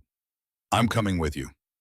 They took Silas's bike, new, black, fast, a gift from the club for making full prospect. 80 on surface streets, 90 on the highway, 12 minutes to the motel. Room 12. Door unlocked. Beckett on the bed, unconscious, breathing shallow, lips blue. Call 911. Silas moved fast, cleared the airway. Recovery position. Checked the pulse. Weak but present. Counted the pills. Counted the bottles. Tried to calculate how much in, how long, and whether the ambulance would make it in time. Ren was already on the phone. Calm, clear, giving the address, describing the situation, requesting paramedics. They arrived in 9 minutes, pumped Beckett's stomach, loaded him into the ambulance, rushed him to Detroit General. Silas and Ren followed, waited in the emergency room. 3 hours until a doctor emerged. He'll live. Stomach's been pumped. Psychiatric evaluation in the morning. You saved his life. The doctor left.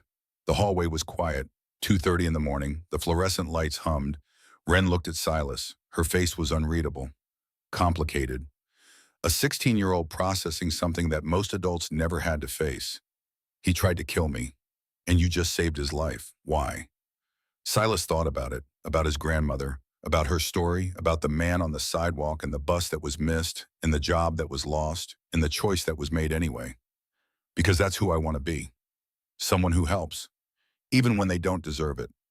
Ren was quiet for a long time. I'm not forgiving him. I'm not asking you to. They left the hospital. Snow falling, winter come full circle. And somewhere in that building, Beckett Langford had been given a second chance he hadn't earned and didn't deserve. Whether he'd use it was up to him. 2 weeks later, Beckett called Ren, from rehab this time. 8 days sober, shaking but alive. I meant what I said, about testifying, about giving you what you need to take my father down. Why should I trust you? Because I don't have anything left to lose. My father used me as a weapon and threw me away when I broke. Maybe if I help you destroy him, something good comes out of all the damage I've done. They met at a coffee shop in Midtown. Neutral ground, Bishop watching from a car across the street. Beckett looked terrible, gaunt, hands trembling around a cup of black coffee. But his eyes were clear, present. The entitlement was gone, stripped away by pills and withdrawal and the kind of suffering that money couldn't fix. He slid a flash drive across the table. What's this? Everything? Financial records from my father's campaign accounts. Emails between him and his enforcer discussing Nolan Caldwell. Recorded phone calls planning the cover-up. Proof of cartel payments going back 20 years. Donor lists that match shell company accounts. All of it. Ren stared at the drive. Small, black, unremarkable. The kind of thing you could lose between couch cushions. And on it, enough evidence to end a political dynasty. Why? Because he ordered me to hurt you. Because when I failed, he cut me off. Told me I was a liability, an embarrassment. that I'd destroyed everything he built. I was his son, and he discarded me like broken equipment. Beckett's voice shook, not from withdrawal, from something older, deeper. I'm not asking for forgiveness, I don't deserve it. But maybe if I help you put him in prison, that's one thing. One right thing in a life full of wrong ones. Wren took the drive, held it in her palm, felt the weight of it. This tiny piece of plastic held the power to destroy a senator, to avenge Nolan Caldwell, to give Maeve Mercer justice, to change everything. My father's dangerous, Beckett said. He'll come after you, after your family, after everyone you care about. He's already started. Let him.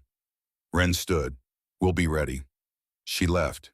Beckett watched her go, and for the first time in his ruined life, he felt something unfamiliar stirring in his chest. Not hope. He hadn't earned hope, but maybe the possibility of deserving it someday. The flash drive changed the calculus. What had been a careful years-long investigation suddenly had a detonator. Evidence that could end Langford's career, his freedom, his legacy. Evidence that couldn't wait for Wren to finish law school. Havoc called an emergency church meeting the night Wren showed him what she'd been building for over a year. The room was tense, 10 brothers around the table, Wren in the back, Silas beside her. The evidence spread across the table like a war map. Havoc spoke first, laid out everything. Nolan's murder, the healthcare fraud, the 18 deaths, the cartel money. Beckett's testimony, the flash drive, the full picture of what Randall Langford had done over 20 years and what it would take to bring him down. Then Forge spoke. He was the oldest member, the one everyone respected, the man who had taught Silas to listen to engines and who had fixed more bikes than anyone in the chapter's history. When Forge talked, people listened. I've got concerns, he looked around the table. Met every eye. No disrespect, Havoc. None. But we're a motorcycle club. We fix bikes, we ride, we take care of our own. Going to war with a United States senator, that's not what we do. That's suicide. Murmurs of agreement. Some brothers nodding. He tried to kill my daughter. Havoc's voice went hard, the granite surface cracking. And that's terrible. Forge held up his hand. It is. But is justice for one worth destroying everything for everyone? Our families, our businesses, the garage, everything we built in this city over 30 years. More nods, more murmurs, the room dividing along a line that nobody wanted to acknowledge. Colt stood. This isn't revenge, it's accountability. A man murdered Havoc's brother, tried to kill his daughter, has been running a healthcare company that's killed 18 people for profit. If we don't fight this, what do we stand for? We stand for our brothers. Forge's voice was calm, measured, not angry, sad. We stand for keeping each other alive, and this fight will get people killed. The room fell silent, both sides laid out, both arguments valid. The impossible arithmetic of principle versus survival. Vote. Havoc's voice cut through the tension. All in favor of supporting Wren's case, using club resources, standing together against Langford. Hands went up. Havoc, Colt, Stitch, Shade, Bishop, Silas. 6. Y'all opposed. Forge, Axel. 3 others. 5. One brother hadn't voted. Royce, youngest patched member besides Silas. 26. He sat with his hands flat on the table, looking at them, looking at Havoc, looking at Forge. Royce, I'm with Forge. I'm sorry, Havoc, but he's right. This fight will bury us. 6-6, the room went still. In 20 years of leading this club, Havoc had never seen a tied vote. The weight of it settled over the table like snow. Cold, heavy, final. As president, I break the tie. Havoc stood, looked at every brother, at Wren in the back trying not to cry, at Silas beside her, jaw tight, hands clenched. I choose my daughter. I choose justice. I choose finishing what we started. Forge stood. His face was composed, resolved, the face of a man who had made his decision before the vote was called and was at peace with it. Then I respectfully resigned my membership. The room erupted, voices overlapping, some shouting support for Forge, others calling him a coward. Havoc raised his hand. Silence fell. Anyone else? Axel stood. Two others. Royce last looking sick about it, but standing. We're with Forge. This isn't our fight. Then leave your cuts on the table and go. They did, one by one, unzipping their vests, placing them on the scarred wooden table. Leather and patches and years of brotherhood laid down like surrendered flags. Forge was last. He folded his cut carefully, set it down, looked at Havoc. No hard feelings, brother. I hope you win. I just can't stand beside you while you try. He left. The door closed behind him. The room was smaller now, emptier. 10 brothers had become 6, plus Silas, who wasn't yet patched, but who had stayed when men twice his age had walked away. Ren was crying, silent tears streaming down her face, guilt written in every line of her body. Havoc crossed the room, knelt in front of her, took her hands. This isn't your fault, baby girl. Those men made their choice, same as we made ours. I tore your club apart. No, you gave us a reason to see who we really are. The ones who stayed chose to stay, knowing what it costs. That's real family, real brotherhood, the kind that matters when everything else falls away. He wiped her tears with his thumb, rough hands, gentle touch, the contradiction that defined him.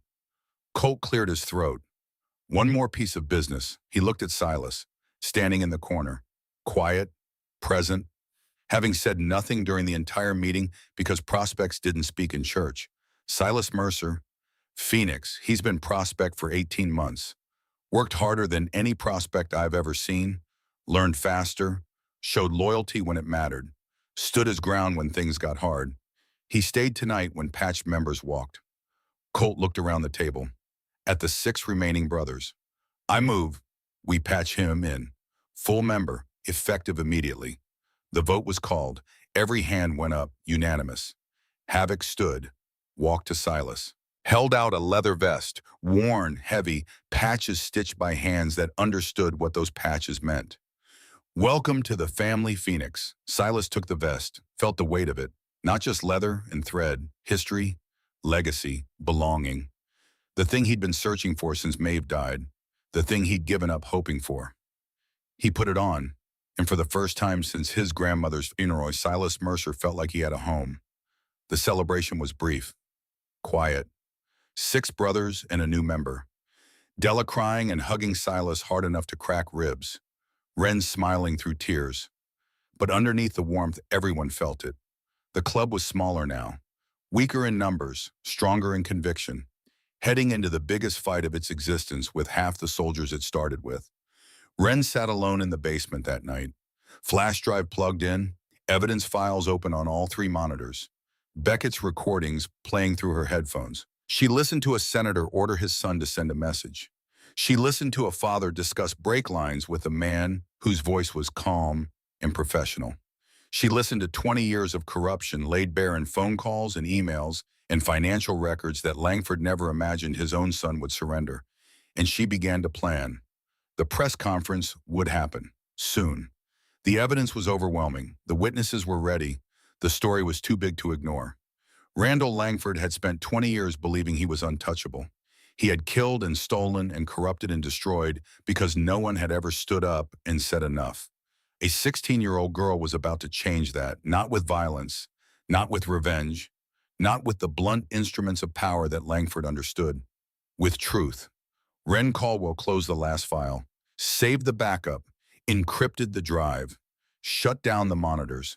Tomorrow she would call the lawyer Bishop had vetted, the one who specialized in RICO cases, the one who had taken down a congressman in Ohio and a police chief in Philadelphia, and who had told Bishop, when presented with a summary of the evidence, that this was the most comprehensive case of political corruption he had seen in 30 years of practice. Tomorrow the dominoes would start falling. But tonight, Ren sat in the quiet basement of a clubhouse that had just lost 4 brothers and gained 1. She held the flash drive in her palm, felt its weight, thought about Nolan, who died for the truth, about Maeve, who died because truth wasn't profitable, about Silas, who gave away everything because a stranger needed help, about herself, 15 in a parking lot, 16 in a basement, 17 soon, building a weapon out of patience and evidence and the refusal to be afraid. The snow had stopped. Through the small basement window, she could see stars, cold and distant and permanent, the same stars that had appeared the night of the blizzard, the night everything changed. She was ready. The press conference was held on a Tuesday morning in February 2021, 14 months after the blizzard. Ren Caldwell stood behind a folding table in the lobby of the Wayne County Civic Center and looked into 17 cameras and did not blink. She was 16 years old. She would turn 17 in 8 months. She wore a simple blue dress, no jewelry, hair pulled back, no makeup, looking younger than her age, vulnerable, exactly what her lawyer wanted the cameras to see. Because the contrast between the girl at the microphone and the mountain of evidence stacked on the table beside her would tell the story better than any words could. The lawyer was Raymond Voss, 61 years old, silver hair, quiet voice, the kind of man who looked like someone's grandfather and argued like a surgeon with a scalpel. He had taken down a congressman in Ohio and a police chief in Philadelphia, and when Bishop had shown him a summary of the evidence against Randall Langford, he had gone very quiet for a very long time and then said 3 words. "This is enough." The room was packed. Reporters from every outlet in Michigan, 3 national networks, wire services, bloggers, podcasters. The story had leaked 2 days earlier. A teaser, enough to fill the room, not enough to spoil what was coming. Havoc sat in the front row, leather cut, arms crossed, face like carved granite. 6 brothers flanked him: Colt, Stitch, Shade, Bishop. 2 others, silent, present. A wall of leather and loyalty between Ren Yin and everything that could hurt her. Silas sat 3 rows back. No leather cut today, jeans and a button-down shirt, looking like what he was. A 19-year-old kid who had survived things that would have broken most men twice his age. His hands were steady in his lap. His eyes never left Ren. She began. "My name is Ren Caldwell. I am 16 years old. 14 months ago, Beckett Langford and 3 others left me to die in a parking lot at Jefferson High School. The temperature was 15 below zero. I was wearing a cheerleading uniform. They took my phone. They took my keys. They left me to freeze because I said no to a winter formal invitation. Cameras flashed. Pens moved. The room held its breath. I survived because a homeless 17-year-old named Silas Mercer gave me his coat, his grandmother's coat, the only thing keeping him alive. He walked into that blizzard wearing nothing. He almost died. My father found him 2 miles away, face down in the snow, core temperature 28 degrees. Another 10 minutes and we would have lost him." She paused, let the weight of it settle across the room like snow. Then she held up the first folder. Thin, precise. This folder contains security footage from Jefferson High showing Beckett Langford assaulting me, text messages between Langford and his friends planning the attack, and testimony confirming that he acted on his father's direct orders. A second folder. Thicker. Senator Randall Langford murdered my uncle Nolan Caldwell in 1999. Cut his brake lines. Staged an accident. Closed the case as district attorney. He did this because my uncle witnessed him accepting cash payments from a drug cartel. A third folder. The thickest. Senator Langford's healthcare company systematically denied life-saving treatment to maximize profit. 247 denied claims in 10 years. 18 people died, including Maeve Mercer, Silas's grandmother, the woman who raised him, the woman whose coat saved my life. She died of treatable cancer because someone in an office decided that saving her was too expensive. Ren looked directly into the cameras. No fear, no tremor, just a 16-year-old girl standing in front of the machinery of power and refusing to step aside. "I am filing a formal complaint with the state attorney general.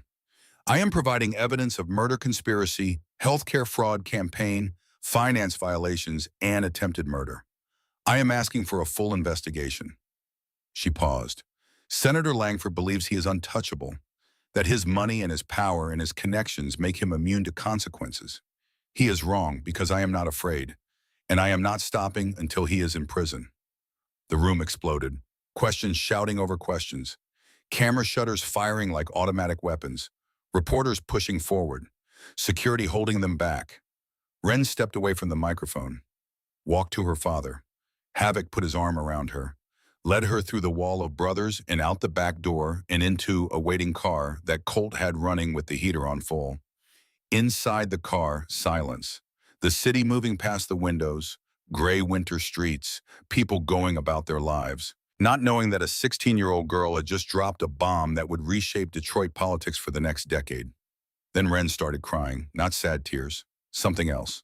The pressure of 14 months releasing all at once. The weight of carrying a dead uncle's truth and a dead grandmother's injustice and 18 strangers' stolen lives was lifting off her shoulders and distributing itself across the world. Silas was in the back seat.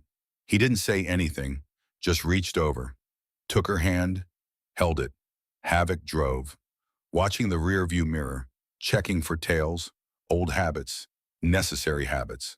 The video went viral by noon. By evening, every news station in Michigan was running it. By the following morning, national outlets had picked it up. The framing was irresistible. A teenage girl versus a corrupt senator. David versus Goliath. The daughter of a biker taking on the political establishment with nothing but evidence and nerve. Randall Langford responded the way powerful men always respond when they feel the ground shifting beneath them. He attacked. His legal team held their own press conference that afternoon. 4 lawyers in expensive suits standing behind a podium at the Langford Foundation headquarters. They called Ren a troubled teenager manipulated by a criminal organization. They called the evidence fabricated. They called the entire complaint a vendetta driven by a motorcycle gang with a history of violence and drug trafficking. The lead attorney, a woman named Judith Crane, who had defended Fortune 500 executives and won cases that should have been unwinnable, looked directly into the cameras and said the words that Langford's team believed would end the story. This is a desperate attempt by a known criminal organization to weaponize a child against a distinguished public servant. The senator will be fully vindicated, and those responsible for this defamatory attack will face the full consequences of the law. It didn't work. The evidence was too strong. The story was too compelling. The image of a 16-year-old girl standing alone against power was too resonant in a country that had spent decades watching power go unchecked. But Langford was not finished. Men who have spent 20 years accumulating power do not surrender it because of a press conference. They fight, they scheme, they use every tool at their disposal. Legal, financial, personal. The first attack came through cyberspace. Bishop's encrypted servers were targeted 2 days after the press conference. Sophisticated intrusion attempts, professional grade. The kind of hacking that cost 6 figures and left no fingerprints. Bishop had anticipated this. The evidence existed in 3 separate locations, 3 different encryption protocols, 3 different physical servers in 3 different buildings. The hack breached the first layer of defense on one server, got nowhere near the data, but the attempt itself was revealing. He's spending serious money, Bishop told Ren. This isn't some freelance hacker. This is a professional operation. Military grade, which means he's scared, which means he's dangerous. Scared men with power and money are the most dangerous men alive. The second attack came through Phantom. Rowan Holloway received visitors at his tattoo shop on a Wednesday morning. 2 men, different from the ones who had come before. Quieter, more direct. They didn't make small talk about the neighborhood. They sat in his chairs and told him exactly what would happen to his daughter in Dearborn and his grandson in elementary school if he testified before a grand jury about events that occurred 20 years ago. Phantom called Ren that night. His voice was different, not thin this time. Broken. I can't do it. I'm sorry. I've got a grandbaby. He's 6 years old. He doesn't know anything about any of this. If something happens to him because of me. Ren drove to his shop the next morning, alone, against Havoc's orders, against Bishop's advice, against every protocol they'd established for her safety. She sat in the same back room where Phantom had first told her about Nolan, sat across from a 63-year-old man who was trying not to cry, and she spoke to him with a voice that was steady and sure and carried the weight of everything she'd learned in 14 months of building a case against a monster.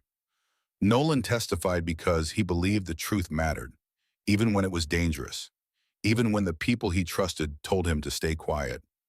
He saw something wrong and he stood up, and it got him killed. Her voice didn't waver. If you walk away now, Langford wins again, not just against my family, against yours, against everyone who's ever been afraid of what he might do.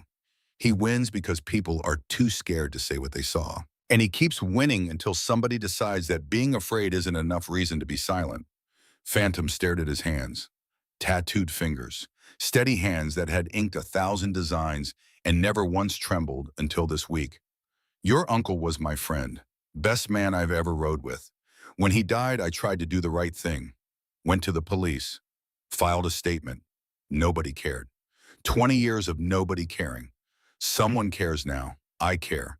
And I have the evidence to make it matter this time. But I need you. The case needs your voice.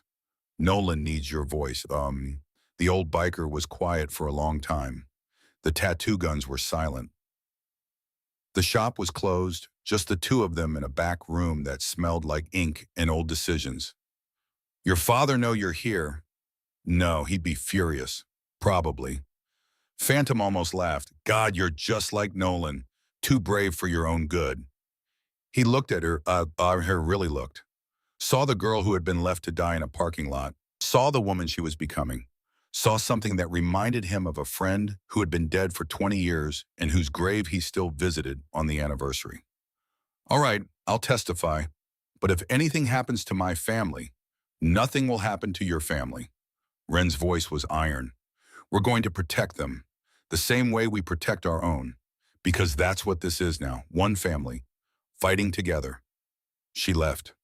Phantom watched her go and picked up his phone and called Havoc and said 4 words. Your daughter is something. The third attack came from an unexpected direction. Ford showed up at the clubhouse on a Sunday morning. 3 months after he'd walked out. 3 months since he'd placed his cut on the table and resigned his membership over a vote he couldn't support. He looked tired, older. The months had not been kind. I need to talk to Havoc.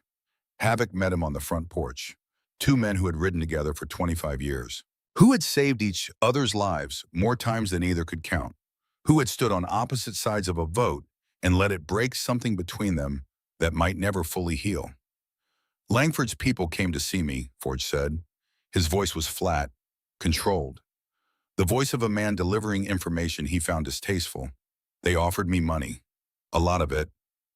Wanted me to testify that the club fabricated the evidence against the senator, that Havoc ordered Ren to make false accusations, that the whole thing was a criminal conspiracy to extort a public official. And I told him to go to hell. The 2 men looked at each other, 25 years of history in that look, 25 years of trust and loyalty, and the kind of love that men in their world express through action rather than words. I left because I disagreed with the fight, Forge said. Not because I stopped being your brother. There's a difference between walking away from a battle and selling out your family. I would never. Not for any amount of money, not for any threat. How much did they offer? 300,000. Havoc was quiet. I came to tell you so you'd know he's desperate. Desperate enough to approach former members. Desperate enough to spend serious money trying to manufacture a defense. That means your daughter's case is strong. Strong enough to scare a senator. Thank you, brother. Forge nodded. Turned to leave. Stopped. For what it's worth. I was wrong. About the vote. About walking away. Ren's doing something I didn't think was possible. She's taking down a giant the right way. No guns, no violence, just truth. I should have trusted that. You're welcome back. Anytime. The door's always open. I know. But I burned my bridge. That's on me. Just keep her safe, Havoc. She's the best of all of us. He left, and Havoc stood on the porch watching him go and feeling something complicated. Gratitude. Grief. The bittersweet recognition that some wounds heal and some become scars, and the difference between the two is time and grace and whether you can forgive a man for being afraid. The trial began on a Tuesday in August, 6 months after the press conference set Michigan on fire. 6 months of legal maneuvering, discovery motions, sealed depositions, death threats that arrived weekly in plain envelopes with no return address, and a security detail of 6 Hells Angels who formed a wall around Ren every time she stepped outside. The Wayne County Courthouse in downtown Detroit was a fortress. Metal detectors at every entrance, armed marshals in every hallway, protesters on both sides of the street, signs reading justice for Nolan, besides signs reading Langford is innocent, besides signs reading Hell's Angels or criminals. The charges were extensive. First-degree murder conspiracy in the death of Nolan Caldwell. Attempted murder through Beckett's actions against Wren. Healthcare fraud resulting in 18 deaths. Campaign finance violations. Racketeering, money laundering. 20 years of crimes compressed into a trial that would last 3 weeks. Wren took the stand on day 3. She wore the same blue dress from the press conference, hair pulled back, no makeup, looking exactly like what she was. A 17-year-old girl who had spent 18 months building the case of the decade. State your name for the record. Wren Elizabeth Caldwell. How old are you? 17. I'll be 18 in 3 months. Tell us what happened on December 18th, 2019. She told it, every detail, the game, the parking lot, Beckett's proposition, her refusal, the assault, the BMW, the backlot, the cold, the dying. Her voice stayed steady until she reached Silas. I was dying. I knew I was dying. My body had stopped shivering. In my health class, they taught us that when the shivering stops, you're minutes from cardiac arrest. I couldn't move. I couldn't call for help. I was sitting against a locked door waiting to die because a boy couldn't handle being told no. What happened next? Silas Mercer found me. He was 17, homeless, working as the night janitor. He heard me through the storm, and he came running. He found me against the gymnasium doors, and he took off his coat, his grandmother's coat, the only thing he owned, the only thing protecting him from the cold. He wrapped it around me, and he stayed with me until my father arrived. And then he walked into that blizzard wearing nothing but a t-shirt. Why would he do that? Because I was dying faster than he was. Her voice cracked. The first break in 3 days of testimony. He gave away everything to save a stranger, and he almost died for it. My father found him 2 miles away, face down, core temperature 28 degrees. His heart stopped twice in the ambulance. The courtroom was absolutely silent. 12 jurors, 6 men, 6 women, ages ranging from 25 to 70, all of them watching a girl describe the night she should have died. Cross-examination was brutal. Judith Crane approached the witness stand like a surgeon approaching an operating table. Precise, cold, methodical. Miss Caldwell, you are the daughter of a known criminal organization leader. My father runs a motorcycle club. They're not criminals. You've been investigating Senator Langford for over a year. Is that correct? Yes. Obsessively, thoroughly, using resources provided by a motorcycle gang with documented ties to illegal activity. I conducted a legal investigation with oversight from a licensed attorney. You're 17 years old. What qualifies you to investigate a murder? The question hung in the air. Crane smiled, the smile of someone who believed she had found the weakness, the crack in the armor. Wren leaned forward, looked the lawyer dead in the eye. The fact that nobody else would. The fact that a man killed my uncle and became a senator. The fact that his company killed 18 people for profit and nobody noticed. The fact that justice matters regardless of how old the person seeking it is. Crane shifted, tried another angle. Isn't it true that this entire case is motivated by personal revenge rather than a genuine pursuit of justice? Wren didn't blink. My uncle Nolan was murdered 20 years ago. Senator Langford cut his brake lines and closed the investigation as district attorney. He did this because Nolan witnessed him taking cartel money. Maeve Mercer was denied cancer treatment 7 times by Senator Langford's healthcare company. She died owing $40,000 because someone labeled her treatment experimental when it was FDA approved. She died in pain, alone, because profit mattered more than her life. Wren's voice rose, not shouting, something harder than shouting, something quieter and more dangerous. Beckett Langford left me to freeze to death on his father's orders. I flatlined in the ambulance. I was dead for 90 seconds. I am alive because a homeless kid gave me his grandmother's coat and walked into a blizzard with nothing. She stood. The judge didn't stop her. So yes, this is personal. Justice is always personal when it's your family that's been destroyed, when it's your life that was nearly taken, when it's your city that's been corrupted by a man who thinks power makes him God. She pointed at Senator Langford. He sat in the defendant's chair, stone-faced, expensive suit, silver hair, the image of authority. But something flickered in his eyes, something he couldn't hide. Fear. I'm not motivated by revenge. I'm motivated by the truth. And the truth is that Randall Langford is a murderer, a fraud, a criminal who spent 20 years hiding behind a Senate seat. And today, that hiding ends. The courtroom erupted. The judge hammered for order. Crane screamed for a mistrial. The prosecution objected to the objection. But the jury had seen it, that moment, that fire, a 17-year-old girl staring into the face of power and refusing to look away. Silas testified on day 7.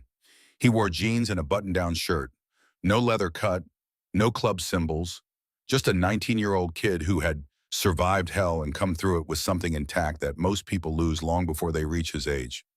Tell us about your grandmother, Maeve Mercer. She raised me after my mother died when I was 6, worked 3 jobs, taught me to fix engines, taught me to read, taught me to be good even when the world wasn't. What happened to her? Cancer, breast cancer, stage 3, caught early enough that treatment would have worked. The doctor said so. The survival rate was high.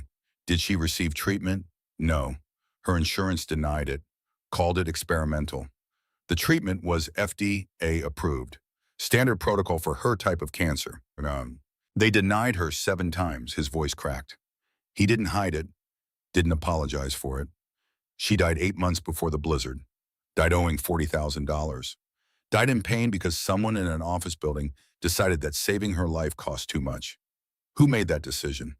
The claims adjuster worked for Langford Healthcare Management, Senator Langford's company, the same company that denied 247 life-saving treatments in 10 years. The prosecutor paused. Let the jury absorb it. Why did you give Wren Caldwell your coat? Because she was dying. I had something she needed. The choice was simple. You almost died, I know. But I'm alive. And so is she. And that matters more than anything Senator Langford's company took from my grandmother. Cross-examination tried to paint him as a bitter young man looking for someone to blame. But Silas didn't take the bait, stayed calm, stayed honest. Answered every question with the same quiet directness that had defined him since the night he gave away his coat. By the time he stepped down, 3 jurors were crying.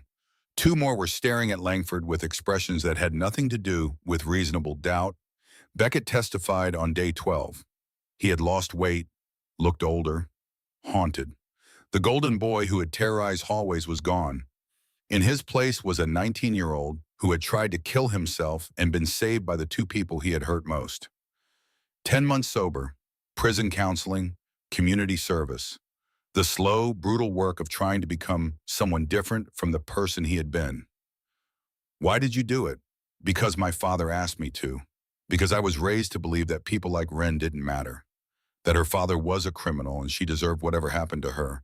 Because I was entitled and cruel and I thought I was untouchable. He looked at Wren. She sat in the gallery, would not look at him. I was wrong about everything. I tried to kill her. I nearly succeeded. And I've spent every day since trying to figure out how to live with that. The recorded phone calls played. Beckett's voice, his father's voice. Planning, coordinating. The senator telling his son exactly what to do and why. The sound of power corrupting its own children.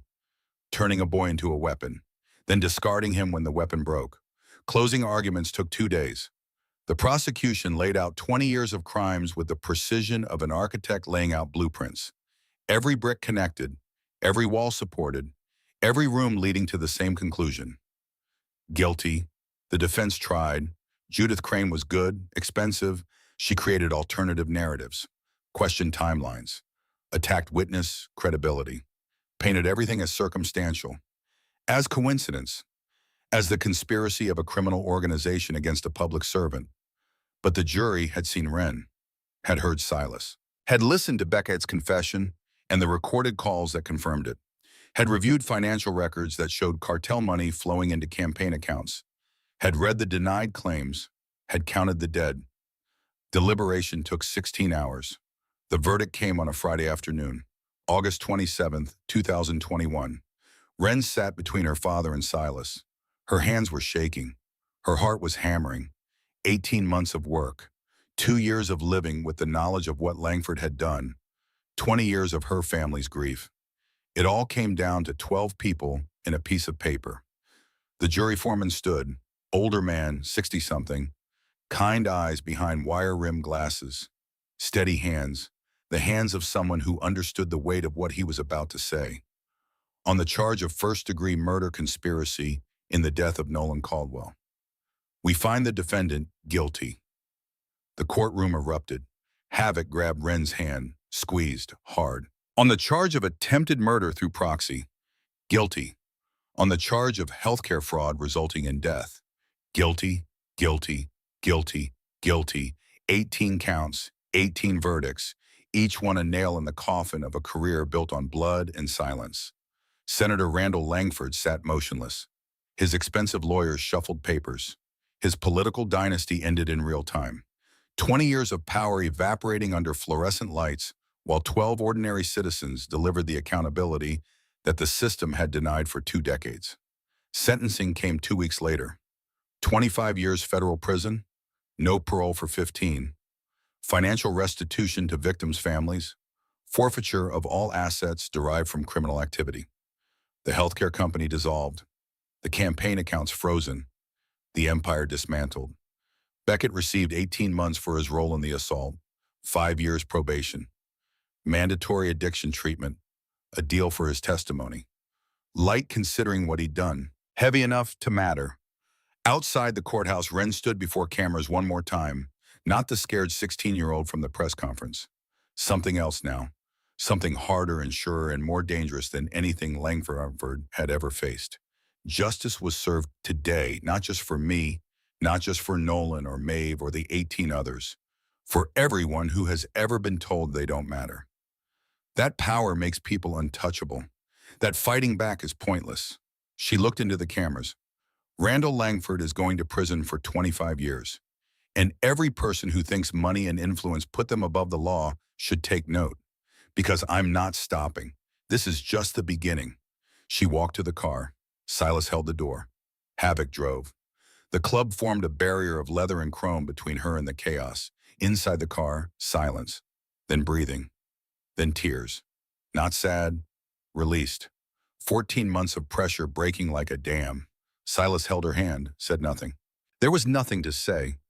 They had won. Against a senator, against the system, against 20 years of institutional failure. A 17-year-old girl and a 19-year-old mechanic had brought down someone everyone said was untouchable. Nolan could rest now. Maeve could rest now. And Wren could finally breathe. 3 years passed. 3 years of building, of healing, of becoming. Wren was 20, first year at Michigan Law, top of her class because of course she was. Years of studying for this. Years of preparing. The girl who took down a senator now learning to dismantle systems from the inside. Silas was 22, associate degree in mechanical engineering. Lead mechanic at the club garage. Youngest in chapter history. Forge's successor in everything but name. Machines still spoke to him, still made sense in ways that people sometimes didn't. But people were making more sense now too. Slowly, carefully. The way an engine comes back to life when you find the part that was broken and fix it. They started building Phoenix House in the spring of 24. The abandoned laundromat on Woodward Avenue, the concrete floor where Silas had slept for 8 months, the place where invisible people survived. They bought the lot, demolished the building, started over. Wren handled legal structure, nonprofit status, zoning permits, building codes, the bureaucracy that killed good ideas before they could breathe. But she'd learned from taking down a senator. Paperwork was just another kind of fight. Silas handled design, worked with architects who donated time when they heard the story, planned every room with the knowledge of someone who had lived without any of them. 50 beds, a commercial kitchen, a computer lab, a medical clinic, counseling offices, a recreation space, everything he'd wished for when he was invisible and alone. Fundraising surprised them. Wren's press conference from 3 years earlier still circulated. The girl who took down a senator. The homeless kid who gave away his coat. Their story resonated in a country desperate for proof that good people still existed. $3 million in 6 months. Donations from across the country. corporate sponsors, private donors, a foundation grant that came with a handwritten note from a woman in Omaha who had lost her own grandmother to a denied insurance claim. The club helped. Stitch set up the medical clinic. Della organized the kitchen. Colt trained security staff. Bishop installed the technology systems. Even Forge, no longer a member, but forever a brother, volunteered his weekends to build the mechanical infrastructure. Heating, plumbing, electrical. The invisible systems that made a building livable. Construction took 18 months. Wren balanced law school and site visits. Silas balanced garage work and contractor meetings. They built it together, brick by brick. Dream into reality. Phoenix House opened its doors on December 24th, 2024. 5 years almost to the day since the blizzard. The opening ceremony drew hundreds.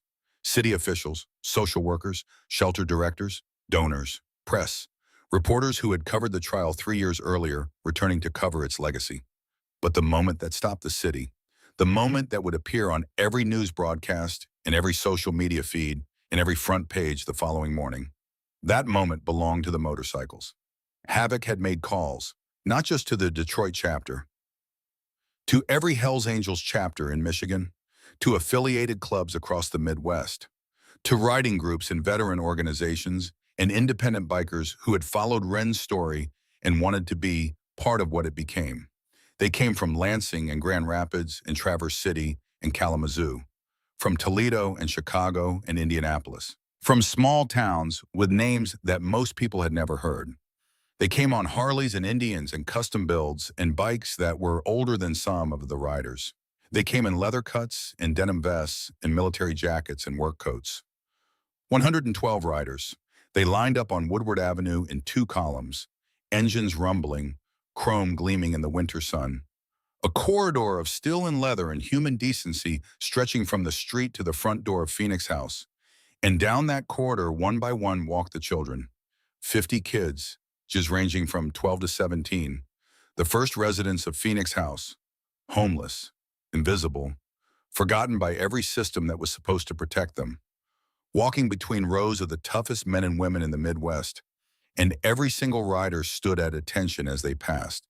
No words, no speeches. Just 112 people who had lived hard lives standing in the cold to honor 50 kids who were about to start living better ones. Some of the riders cried. They didn't hide it, didn't apologize, tears running down weathered faces into gray beards, hands that had gripped handlebars for decades trembling at their sides. Some of the children cried too, not from fear, from recognition, from the sudden, overwhelming realization that someone saw them, that someone cared, that the world contained this impossible, beautiful, thundering display of love. Silas stood at the front door, Phoenix stitched across his cut. The boy who had been invisible, now visible to everyone. He shook every child's hand as they entered, looked each one in the eye, said the same thing to every single one. Welcome home. 2 words, over and over, 50 times. And each time he said it, he meant it more. When the last child had entered, Silas stepped to the podium. The riders behind him, the building behind them, the winter sun casting long shadows across a scene that looked like something from a story that people tell each other to prove that hope is real. 5 years ago, I had nothing. No home, no family, no future. I slept on concrete in a building that used to stand right there.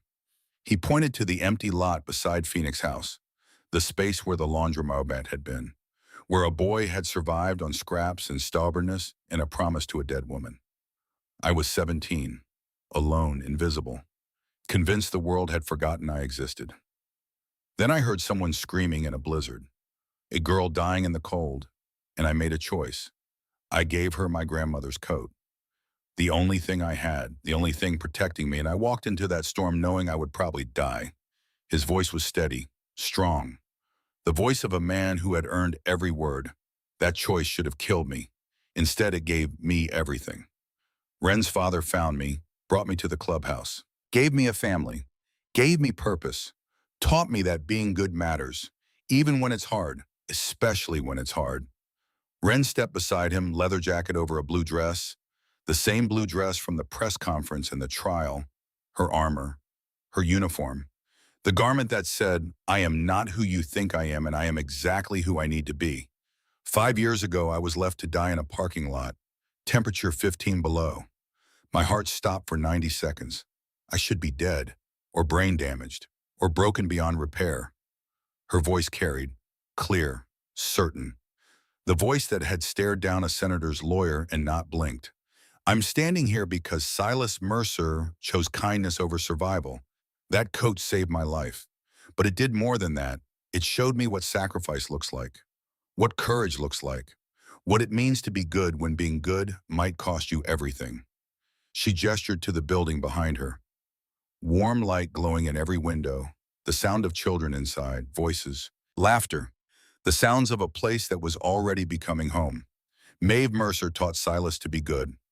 Silas taught me to fight for what matters. Together, we're passing that forward. Every child who walks through these doors will have what Silas didn't. Warmth, safety, family, a chance. The crowd applauded. The riders rumbled their engines. A sound like thunder, like a heartbeat, like 100 mechanical voices saying, we see you and you matter and you are not alone. After the ceremony, the building filled. Donors and officials and press moved through the hallways documenting and admiring and asking questions.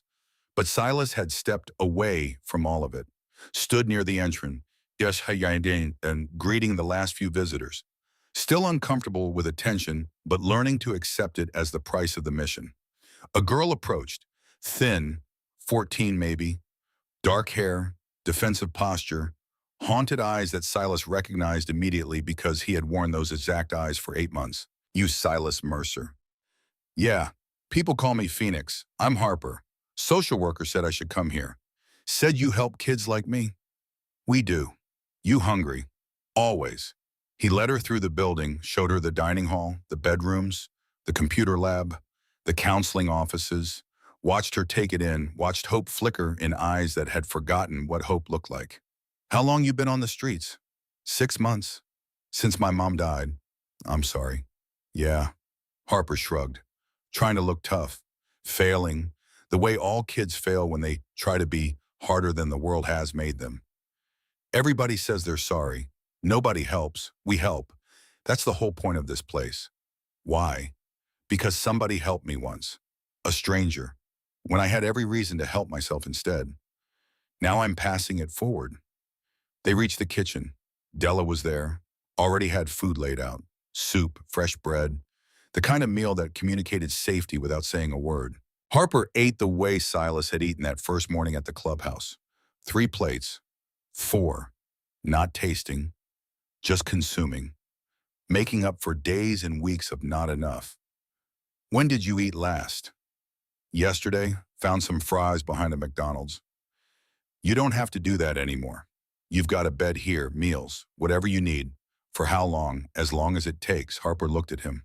Really looked, searching for the catch, the condition, the moment when kindness became transaction. Why are you doing this? Silas thought about his grandmother, about Wren, about the coat and the blizzard and everything that followed. Because 5 years ago, I was exactly where you are. And someone gave me a chance. Now it's your turn. Harper settled in over the following days, slowly, carefully, not trusting but wanting to, attending the school classes that Phoenix House provided, eating regular meals, sleeping without fear. Silas checked on her, not smothering, just present. He understood the balance. Too much attention felt like surveillance. Too little felt like abandonment, and one afternoon he found her in the computer lab, working on homework. She looked up when he entered. Can I ask you something? Sure, how did your mom die? Cancer, when I was 6, mine too. Different kind, but same result. Silas sat down across from her. You said your mom died 6 months ago. Yeah, in Chicago. We moved there when I was little. She never talked about where she came from, never talked about family. What was her name? Ruth. Ruth Mercer before she married my dad. The room went still. The air changed. Something shifted in the space between them that had nothing to do with temperature and everything to do with the weight of a truth that had been waiting years to surface. Silas's voice came out careful. Controlled. Where was your mom from? Originally Detroit, East Side. She left when she was 19. That's all I know. Did she ever mention a son? A boy named Silas. Harper went pale. Her hands stopped moving over the keyboard. No, but she had this photo, old, worn, a boy, maybe 6 years old. She'd stare at it sometimes. Cry. Never explained why. Silas pulled out his phone, found the photo he kept in a folder he never opened. Himself at 6, the last picture taken before his mother died. The picture Maeve had kept on the mantel for 11 years. He showed it to Harper. Is this the boy? Harper stared at the screen. Her face crumbled. Piece by piece, the tough exterior dissolving, the walls collapsing. 14 years of questions answered in a single photograph. That's him. That's the boy in the photo. The room tilted. Silas gripped the table. Processing. Connecting. Understanding. His mother, Ruth Mercer, who he'd been told died when he was 6, who had actually left, gone to Chicago, started over, had another child, a daughter. And Maeve had known, had written the letter, had mentioned the baby, had carried that secret to her grave because Ruth had asked her to, because some truths are too complicated for a boy who has already lost too much. Your mom was my mom. The words came out simple, factual, the way profound truths often do. We're brother and sister. Harper started crying. Not the tough girl performance, not the defensive shield. Real tears, raw and uncontrolled. The grief and shock and relief of a girl who had been alone for 6 months and had just discovered she wasn't. I'm not alone. Silas crossed the room, pulled her into a hug. She collapsed against him, sobbing, releasing months of terror and years of unanswered questions into the shoulder of a brother she never knew existed. You're not alone. You've never been alone. I just didn't know you were out there. Why didn't she tell you about me? I don't know. Maybe she thought I was better off with Grandma. Maybe she was running from something she couldn't explain. Maybe she just couldn't handle the weight of it. He held her tighter. None of that matters now. You're here. Your family. And I'm not letting go. Wren found them an hour later, still in the computer lab, still holding each other. Silas told her everything. Harper, Ruth, the photo, the letter from Maeve, the connection that had been waiting in an envelope for years. Wren listened, then smiled through tears of her own. The coat saved me. Your father built this club. This club gave you a home. You built Phoenix House. Phoenix House brought Harper here, brought your sister home. She squeezed his shoulder. That's how kindness works. It ripples. It reaches places you never imagined. It finds people you didn't know and were lost. The memorial wall was unveiled that evening. Bronze plaques on a granite surface, names engraved with care. Maeve Mercer, Ruth Mercer, Nolan Caldwell, and 18 others. Every person whose death had been caused by Randall Langford's greed and corruption and absolute conviction that human lives were less valuable than profit margins. Silas stood before his grandmother's name, traced the letters with his fingers, cold bronze under warm skin. I did it, Grandma. I stayed good, just like I promised. Harper stood beside him, placed flowers below Maeve's name. For the grandmother she had never met, the woman whose coat had saved a stranger and started a chain reaction that brought a family together across 5 years and 600 miles. Then she placed flowers below Ruth's name, for the mother who had carried secrets and regrets and a photograph of a 6-year-old boy who had died of cancer in Chicago because the same company that killed Maeve had denied her treatment too. 2 women, same family, same killer, same system that valued profit over people.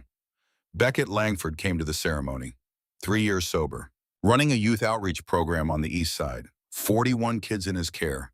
He stood at the edge of the crowd, didn't approach, didn't expect acknowledgement, just came to witness what his confession had helped build. Wren saw him, nodded once, a small gesture, not forgiveness, not friendship, recognition, that people could change if they chose to. That redemption was not a destination, but a direction. That doing one right thing didn't erase the wrong ones, but it mattered anyway. Beckett nodded back, then turned and walked to his car and drove to the East Side where 41 kids were waiting for someone who had once been the worst version of himself to help them become the best versions of themselves. The sun set over Detroit, golden light flooding through Phoenix House windows, painting everything warm, making the building look the way it felt. like sanctuary, like promise, like proof that the world could be rebuilt by the people it had broken. Wren gave the closing remarks. Standing on the front steps, the light behind her, 100 riders at her back, 50 children in the building above, and beside her Silas and Harper, brother and sister, family found through fire. 5 years ago, this was an empty lot, a place where invisible people survived alone. Now it's a home, a promise, proof that one person's choice to be good can change everything. She looked at the crowd, residents and staff and brothers and strangers who had come because they believed in something. Silas gave me his coat when he had every reason to keep it. That choice saved my life. My father saved his. Our family gave him a home. He gave me purpose. Together, we built this. Her voice rose, steady, sure. But this isn't about us. It's about every child who walks through those doors. Every person who's been told they don't matter. Every invisible soul who just needs someone to see them. She pointed to the Phoenix House sign, illuminated now against the darkening sky. A phoenix rising from flames, wings spread, head lifted, the ancient symbol of destruction becoming creation. Phoenix rises from ashes. So do people. So can anyone. That's the promise. That's the legacy. That's what one coat on one freezing night became. Silas stepped beside her, Harper between them. 3 people who had been alone and were now together. 3 people who had been invisible and were now seen. Silas spoke first, his voice carrying across the crowd and into the winter air. From ashes to fire, Wren continued, from invisible to seen. Harper joined them, her voice small but growing. Uncertain but becoming sure. From one to many. This is where hope lives, the crowd echoed it back. 112 riders, 50 children, dozens of staff and visitors and city officials and reporters and ordinary people who had come because they needed to believe. From ashes to fire, from invisible to seen, from one to many. This is where hope lives. Above them, the first snow of winter began to fall. Soft, gentle, nothing like the blizzard that had started everything 5 years ago. But a reminder, a memorial, a celebration of what happens when someone hears a stranger screaming in the cold and chooses to help. Inside Phoenix House, 50 children slept warm and safe. Outside, a brother and sister stood together for the first time. And somewhere across the city, a former enemy worked to earn the redemption he had been given by 2 people he had tried to destroy. The coldest night shows you who has the warmest heart. Silas Mercer had proven that truth at 17 with nothing but a dead woman's coat and a promise to be good. Wren Caldwell had amplified it into something that would outlast them both. One coat, one choice, one sacrifice. The ripples reached forward into futures they would never see, touching lives they would never meet, proving what Maeve Mercer had known all along. Being good isn't about what you get back. It's about who you choose to be. And when you choose kindness, even when it costs everything, the world has a way of giving it back. Not always in the ways you expect, not always to the people you imagine, but always, eventually, without fail. Maeve would have been proud, Nolan would have smiled, Ruth would have wept, and then every invisible child who found warmth behind those doors would carry the lesson forward, passing the coat, sharing the fire, building a world where nobody freezes alone, because someone always comes running, someone always gives what they have, someone always chooses to be good. That was the legacy. That was the victory. That was what happened when a homeless teenager heard screaming in a blizzard and did not walk away. Phoenix House opened its doors. The snow kept falling, and the invisible finally came home.